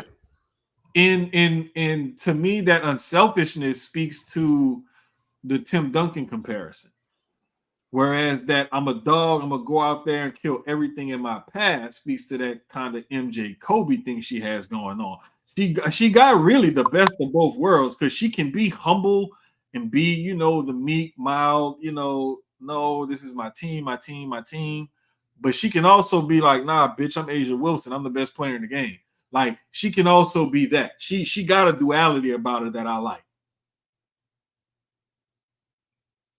But if I had to settle on one comparison, I would say, damn, I'm gonna have to go more with Sloan on this one. Just because she got that dog in her, but she's more humble about it than Mike, Kobe, and LeBron and them have been. LeBron has been a little bit more humble about it, but with all the king chosen one comparison, people don't think he's humble.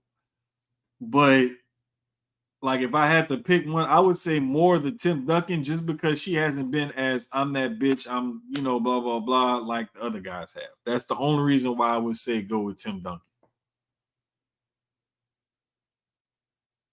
I can understand that. That's the only reason why I would agree with him on that one. Otherwise, like you really made me think because she does have some of that in her to like nah, look at me, look what I'm doing. Like, yeah, I'm that good, I'm that girl. Like she got that in her for sure. I just love how like still, and one of the things that I think that made me kind of settle on that Tim Duncan humble comparison was she sat back and reflected, and she was emotional when South Carolina erected a statue of her on campus. And through That all of that, alone, that alone says a lot. How many people got statues at their damn bro, college? bro, it is what I'm saying. Like That's why I said MJ, Kobe, Braun. Like she's got their I see accolades and the their I see achievements, the and Tim. I see the Tim from the workhorse, puts her right, head down and just does work consistently like right, Tim Duncan did. Tim Duncan probably is one of the most consistent NBA bro. players in history. That dude, Consistent. I you think knew you were gonna she get still some has critique. years to go, but I think when she done, Mhm. I definitely can see the comparison to that when like she's like the female big fundamental in a sense. So Yes.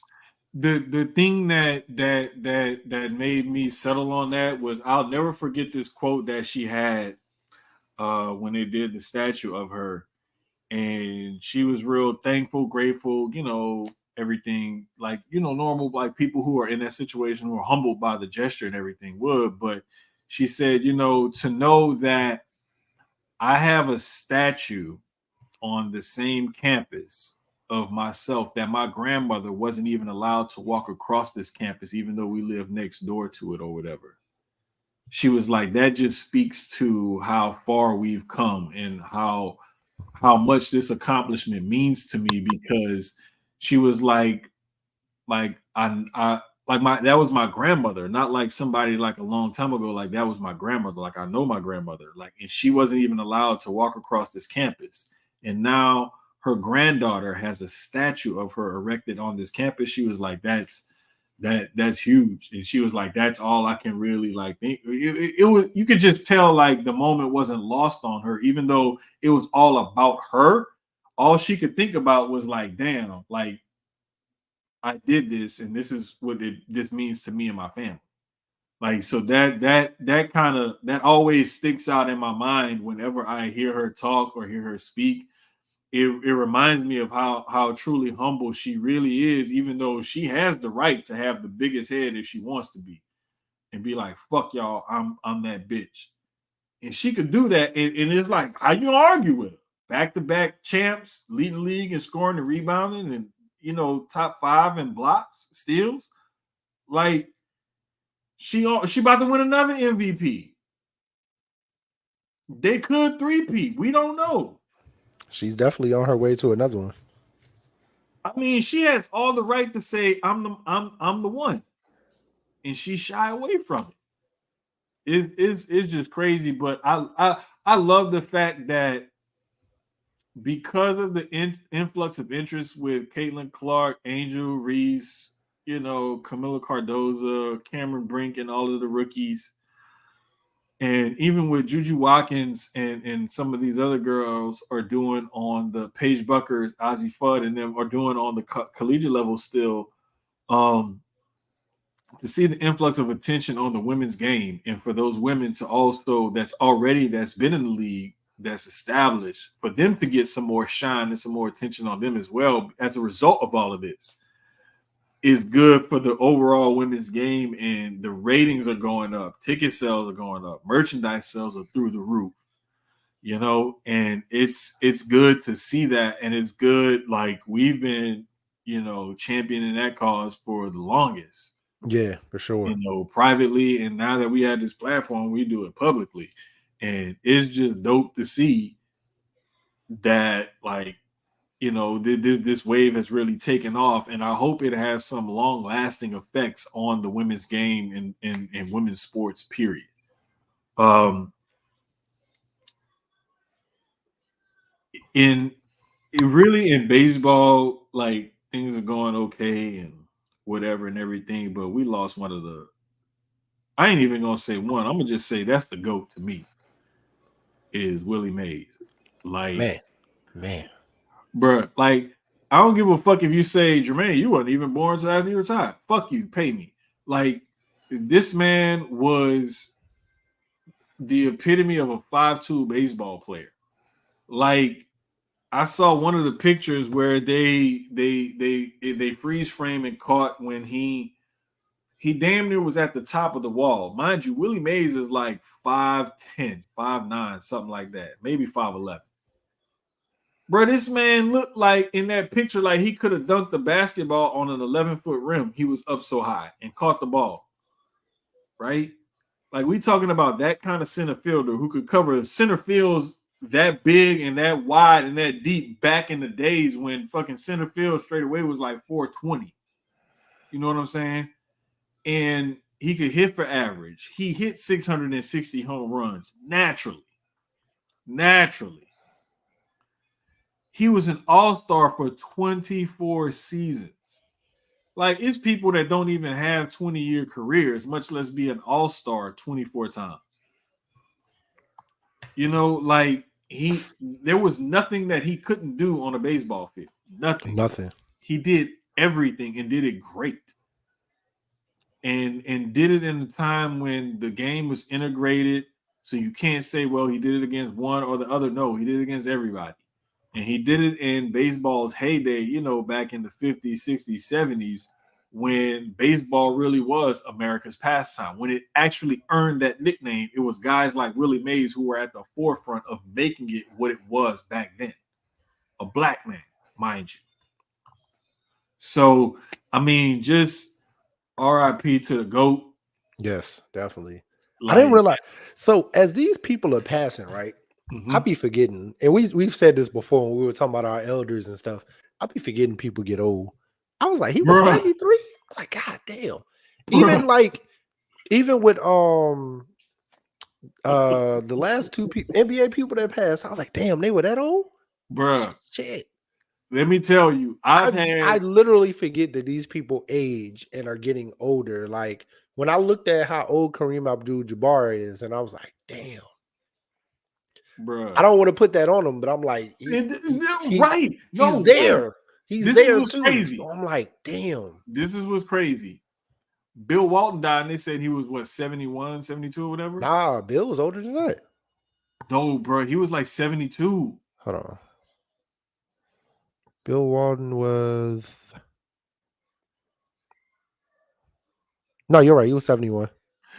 That's what because I'm cheating because I saw it was him and somebody else, and then it was like Willie Mays. They like how they say they come in threes. Yeah, they do. It was somebody else that recently died also. I deleted it from the rundown. Who was it? We just talked about. We just talked about it like last week. No, I can tell you because you know how I know. It's on literally the just talked about it last week.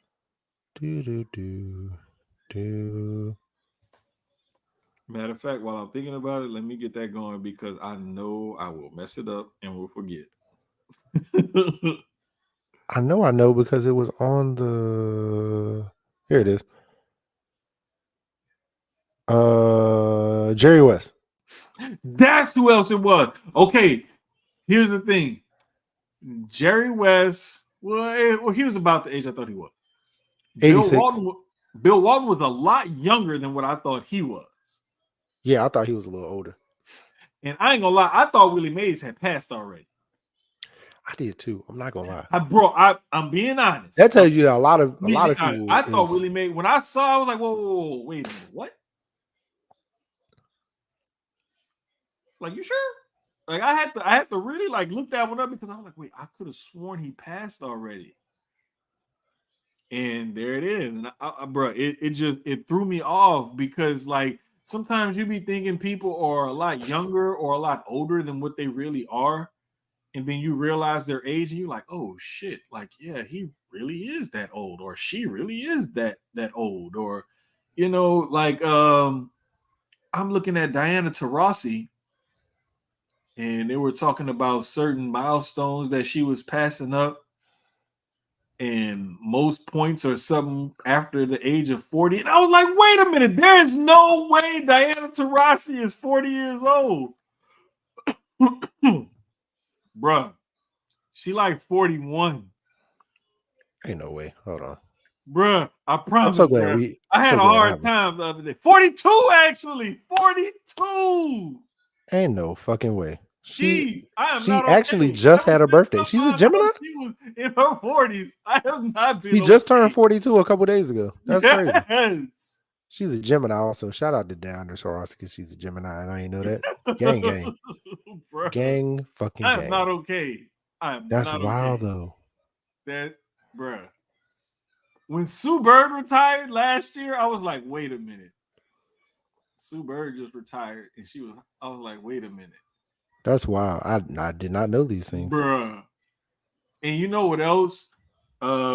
Certain women from the U.S. women's soccer team, like Megan Rapinoe and they're old. I knew they were Lloyd and a couple other ones that just retired. I knew they were up there.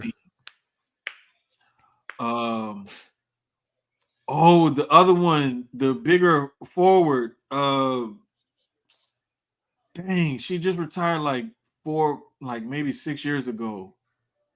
Oh, I can't remember. But anyway, like just certain athletes like that end up retiring. Like when Kobe retired, that really hit me because I was like, Mike was my guy because I grew up in that era, like watching Mike.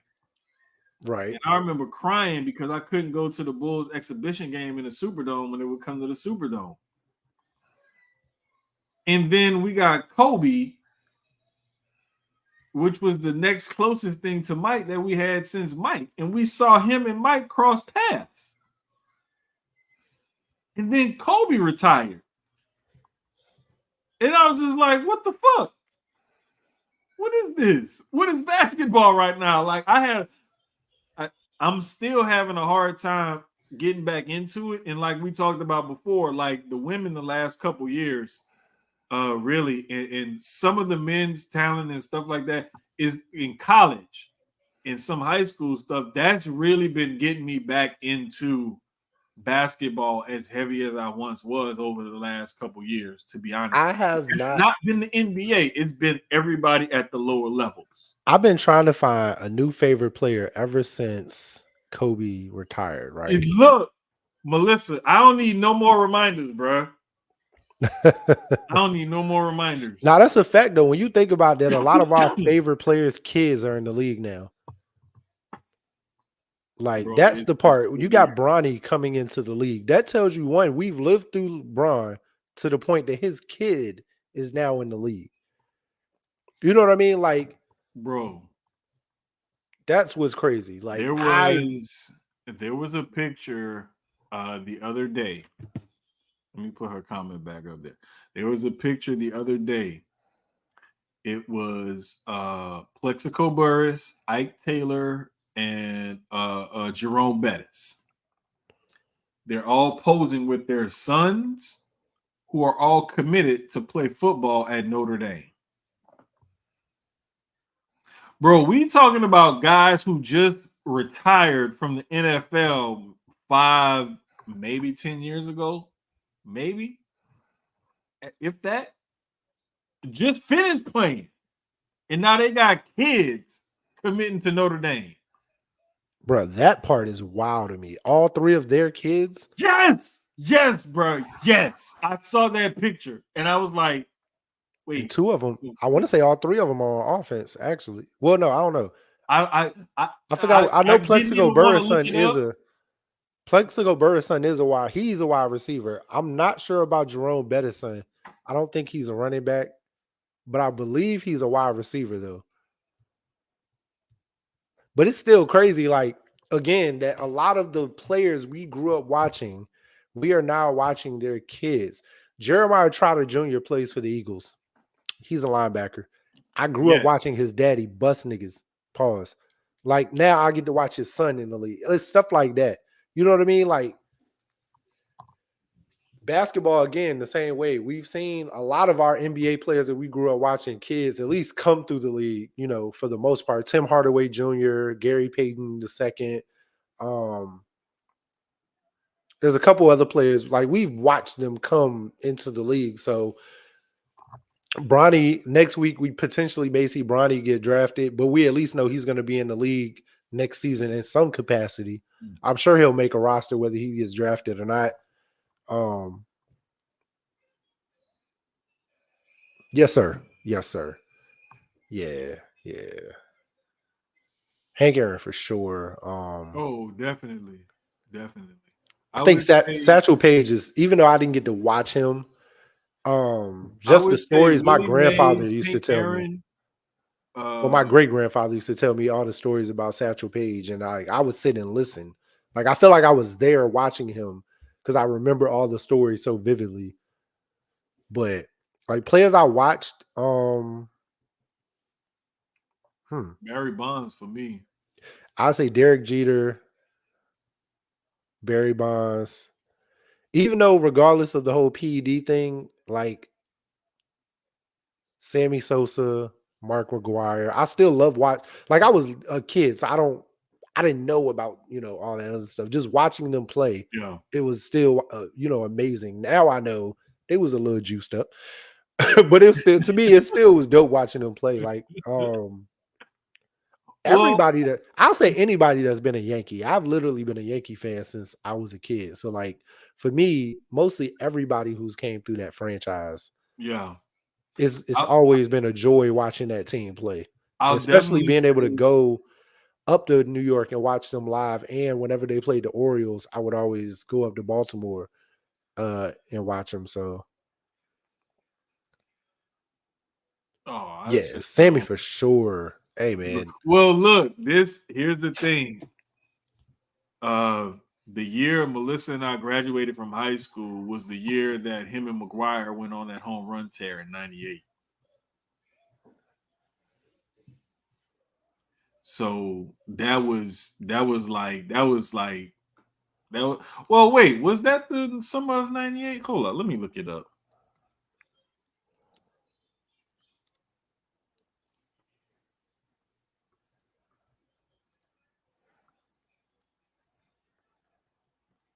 Yeah, yeah, the summer of '98. Yeah, that was it. Because I remember Mike Lupica wrote that book, The Summer of '98.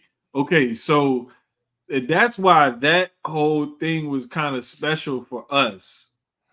We like literally lived through that. Like we graduated from high school and the season had started, and we hanging out partying all summer as seniors graduated. Woo, about to go to college, about to get started on the dog. And these motherfuckers is hitting home runs like every day.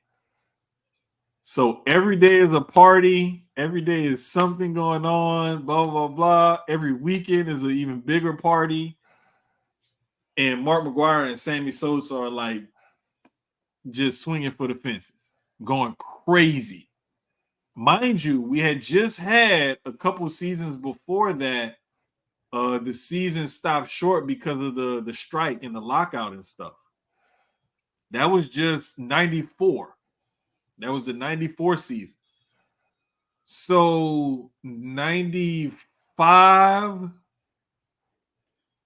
for sure. I know for sure '95 and maybe '96. I know for sure. No, '95 for sure. Their first year back. I went to a few Astros games here because it was 95 and 96, something like that. I went to a few Astros games here because one of my cousins had a neighbor who was an Astro back then who used to get us tickets. So that's how I got into the Astros before I even moved to Houston. And I was still a Braves fan because I used to live there, like right when they went worst to first in the World Series and played the Twins. When we moved back, I was still rooting for the Braves until I met these Astros people, and I became like an Astros fan. So that's what happened to my baseball fandom.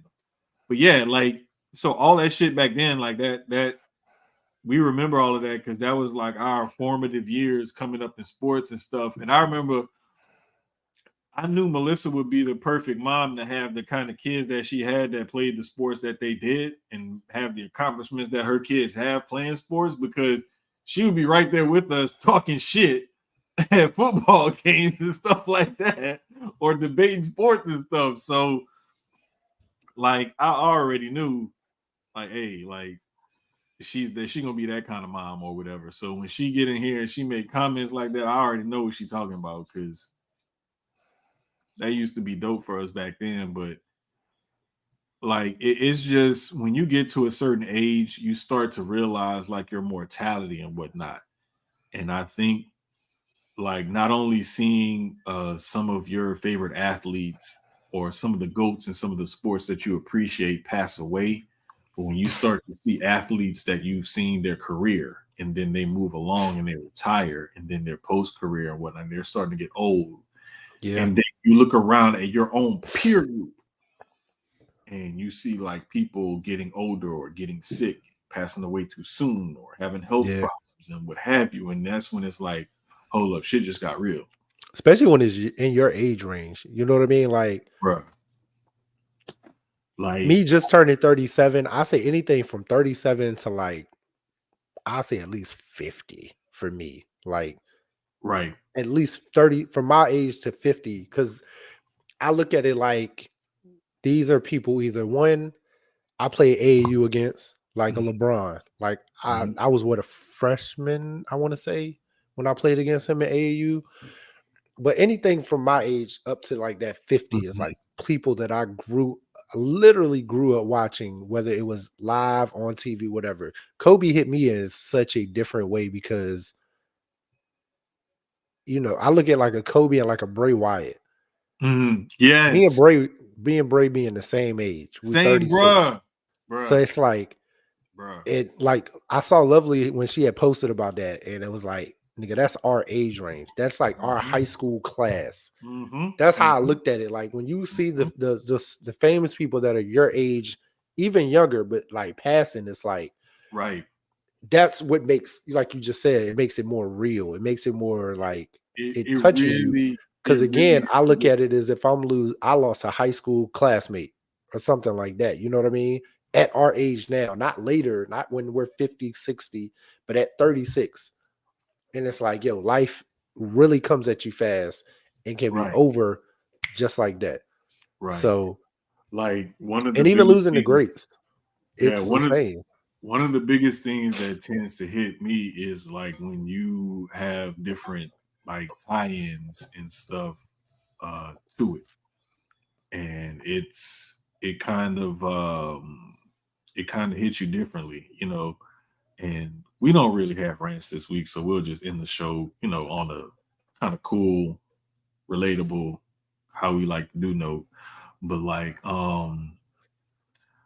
I know it's one thing I've said it publicly. I think I said you said it on the pod before, but like people will wonder why like I feel the way I feel about like Jay-Z and Biggie, their friendships, so on and so forth. And I'm like, okay, Jay-Z's birthday was my little brother's birthday. Jay-Z's December best friend, 4th. Biggie, his real name was Christopher. My little brother's name was Christopher. So I have a different type of, and we both like their music and listen to their music specifically. You know what I'm saying? So it was like Biggie died March 97. My brother died like the week or so, 2 weeks before that. Like You know what I'm saying? Like there's all the correlation, all the connection you need to know why I feel the way I feel about them two rappers and how, whatever. But it's like when you feel that connection to something like that, like you said, Bray Wyatt, y'all same age, same high school class and stuff like that. Or like you see Braun and you like, I remember playing against this guy as a freshman and he was, junior, senior, or whatever. And it's like you have that connection. So when you see not only him getting older and being the all-time leading scorer in the NBA, but then you see his son about to play in the league, you know? And it's like you see guys like Plexico, Ike Taylor, and Jerome Bettis, and it's like I watched those guys' whole career, like not just their pro career, college and pro, and then retired. And now your son is committing to play for that. Those are three great players to have. Three bro, great sons to bro. like. I'm definitely gonna be watching Notre Dame this season. Well, hold on. Is it this season or is they commit for next year?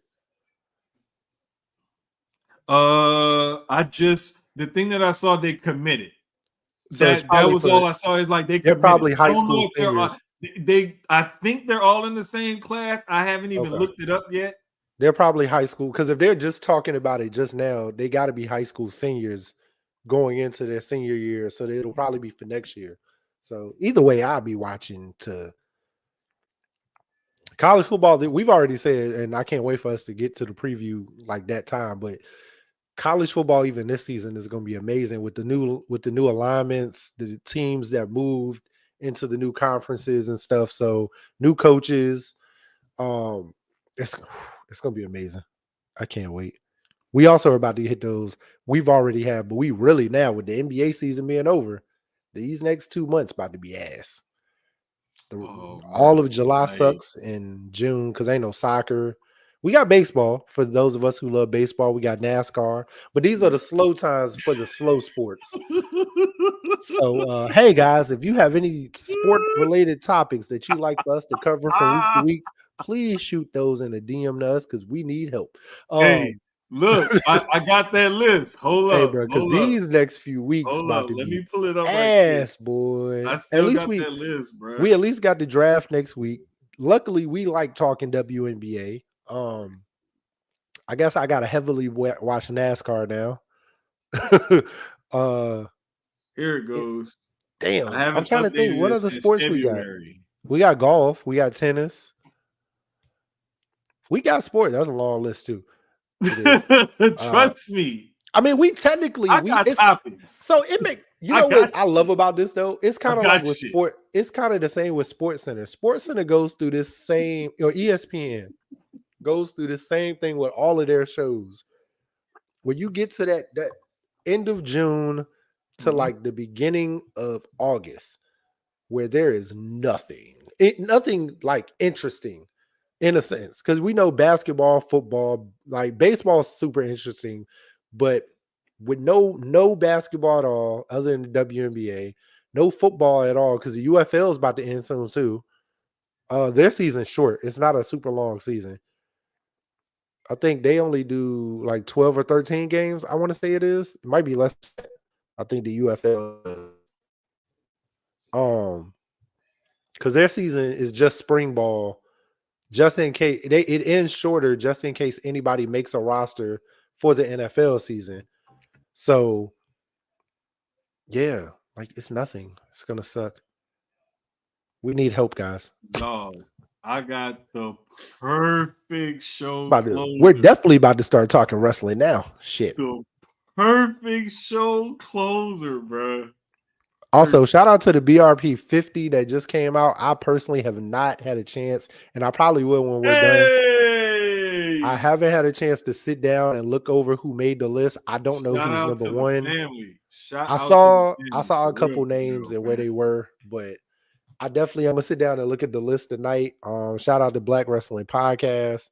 Um, we all look forward to their list every year. They dropped it on Juneteenth this year. Bow, that was fire. That's typically when they drop it, though. I want to say like that's their normal. Yeah, usually it's around the same time, It's around around Juneteenth every Juneteenth. year. So Yeah, I'm gonna definitely take a look at it and see. I'm looking to see if they updated it yet because I know they got through like number 11 was the last time I looked. I haven't looked. I can tell you right now. I'll Yeah, go I'm, look. I'm on it right now. Yeah, they have not updated it since earlier when they got through 11. So head over to Black Wrestling. That's BLACKRASSLIN. Black Wrestling. At Black Wrestling on Twitter. And you can also head over to, I believe it's the same at Black Wrestling on Instagram. Same. I had it different. Yeah, at same thing on Instagram. Black Wrestling on Twitter, Black Wrestling on Instagram. You can head over there and check out the BRP. Definitely. Oh, yes, we know how old you are. Like, bruh, my sister don't come in the chat and say shit except for her age. Like, yes, we know you old. We got it. And we know I'm older. We don't need a fucking reminder. Thank you. Now go to bed or something. Real quick, though, I will say Jade slipping all the way to 14 is not crazy, but interesting. Wait. But I look at it, she did have that transition from that AEW to WWE, and she sat out those months before she made her debut. I think 14 is being generous, but it's the inactivity period. Yeah, but, and I get it because of her name, and she's won a championship in that window. So we just gonna open the show with that shit now before we even get into the song. I forgot about this classic. Classic. Definitely. We're definitely gonna open the show with that from now on. That is the show intro.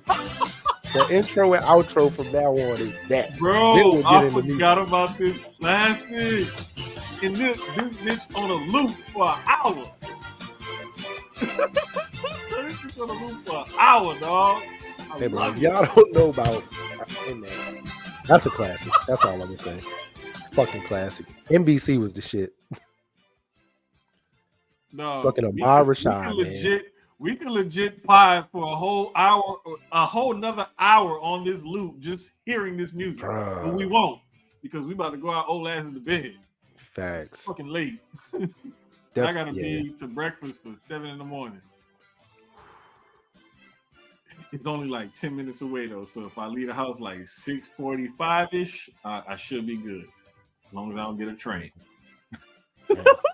I'm thinking of what you said, but I'm listening to this and I'm just thinking back, bro. Like, that was such a childhood, bro. Man, let me tell you what brought me back. I was messing with Drew or something. Me and him was talking, and he was watching old basketball clips or whatever on YouTube on the big TV right here in the living room. And one of the clips was from one of the finals back then. And it had the graphics on the screen and stuff with the yellow block letters and everything, with the blue and all of that. You remember how they had the real basic colors, real basic block letters, but they tried to give you a little razzle dazzle because they give you like 4 or 5 different colors on the screen at one time. Looking back, it was like, man, this was shitty looking TV, but it was like the best we had back then. But like that brought me back. And it made me the thing that made me like, and they it's like a like explain the offenses and defenses is kind of still like studying basketball kind of video, right? But seeing that graphic on the screen, look, Sloan said that's his ringtone. I'm about to change mine to this now. Everybody remember that shit. Mine is the Mario ringtone. My generic one for everybody is the Mario Brothers theme song, because that shit just go. But this is crazy. So like that, just seeing that graphic like triggered me and it brought me back. And I totally forgot that this was John Tesh, who used to be on Entertainment Tonight with Mary Hart, who wrote this shit. Or arrangement or whatever. Like this, his shit. Like I knew he was into music, but I didn't know that this was his shit. So hey, you learn something new or you relearn something old every day, or learn something. Whatever the fuck they say. Anyway, for our wonderful sponsors over at Gel Blasters, for In Play Dogs. Damn! Look at this shit, yo. How the fuck? Why I don't get none of this shit? Bro. That was hard. Oh. That's fire. I like the way. Hold on. I like the way it like does your pitch like you fucking background with the background. That was hard. That was crazy. Wow. Dr. Dabber. 17 Lab. Yo, that's crazy. Fuck Bel Air Champagne. Hey, Slow, you got In Play Dog. Yo, y'all gotta switch to StreamYard just to do that shit. That shit is fire, yo. We learn something new every time. If y'all have not been paying attention for week to week, bro, we pay attention. We figure out new shit every fucking week on this show. It is always on his side. It's never on my screen. But still, we figure out something new every goddamn week, yo. That shit's fire. Wait. Every damn week. Look. Hold up. I actually just last week up more storage space because I was like, nah, we need more storage space because I can't keep deleting shit. Because what if it deleted off of YouTube and we ain't got the other episodes no more? So I was like, nah, we ain't delete nothing else no more. I was like, fuck that, we need up storage space. So we need more storage space. This shit gotta live forever because this shit is funny and entertaining. Right. And y'all need to keep watching it. That's Definitely. Why. Unmute the music.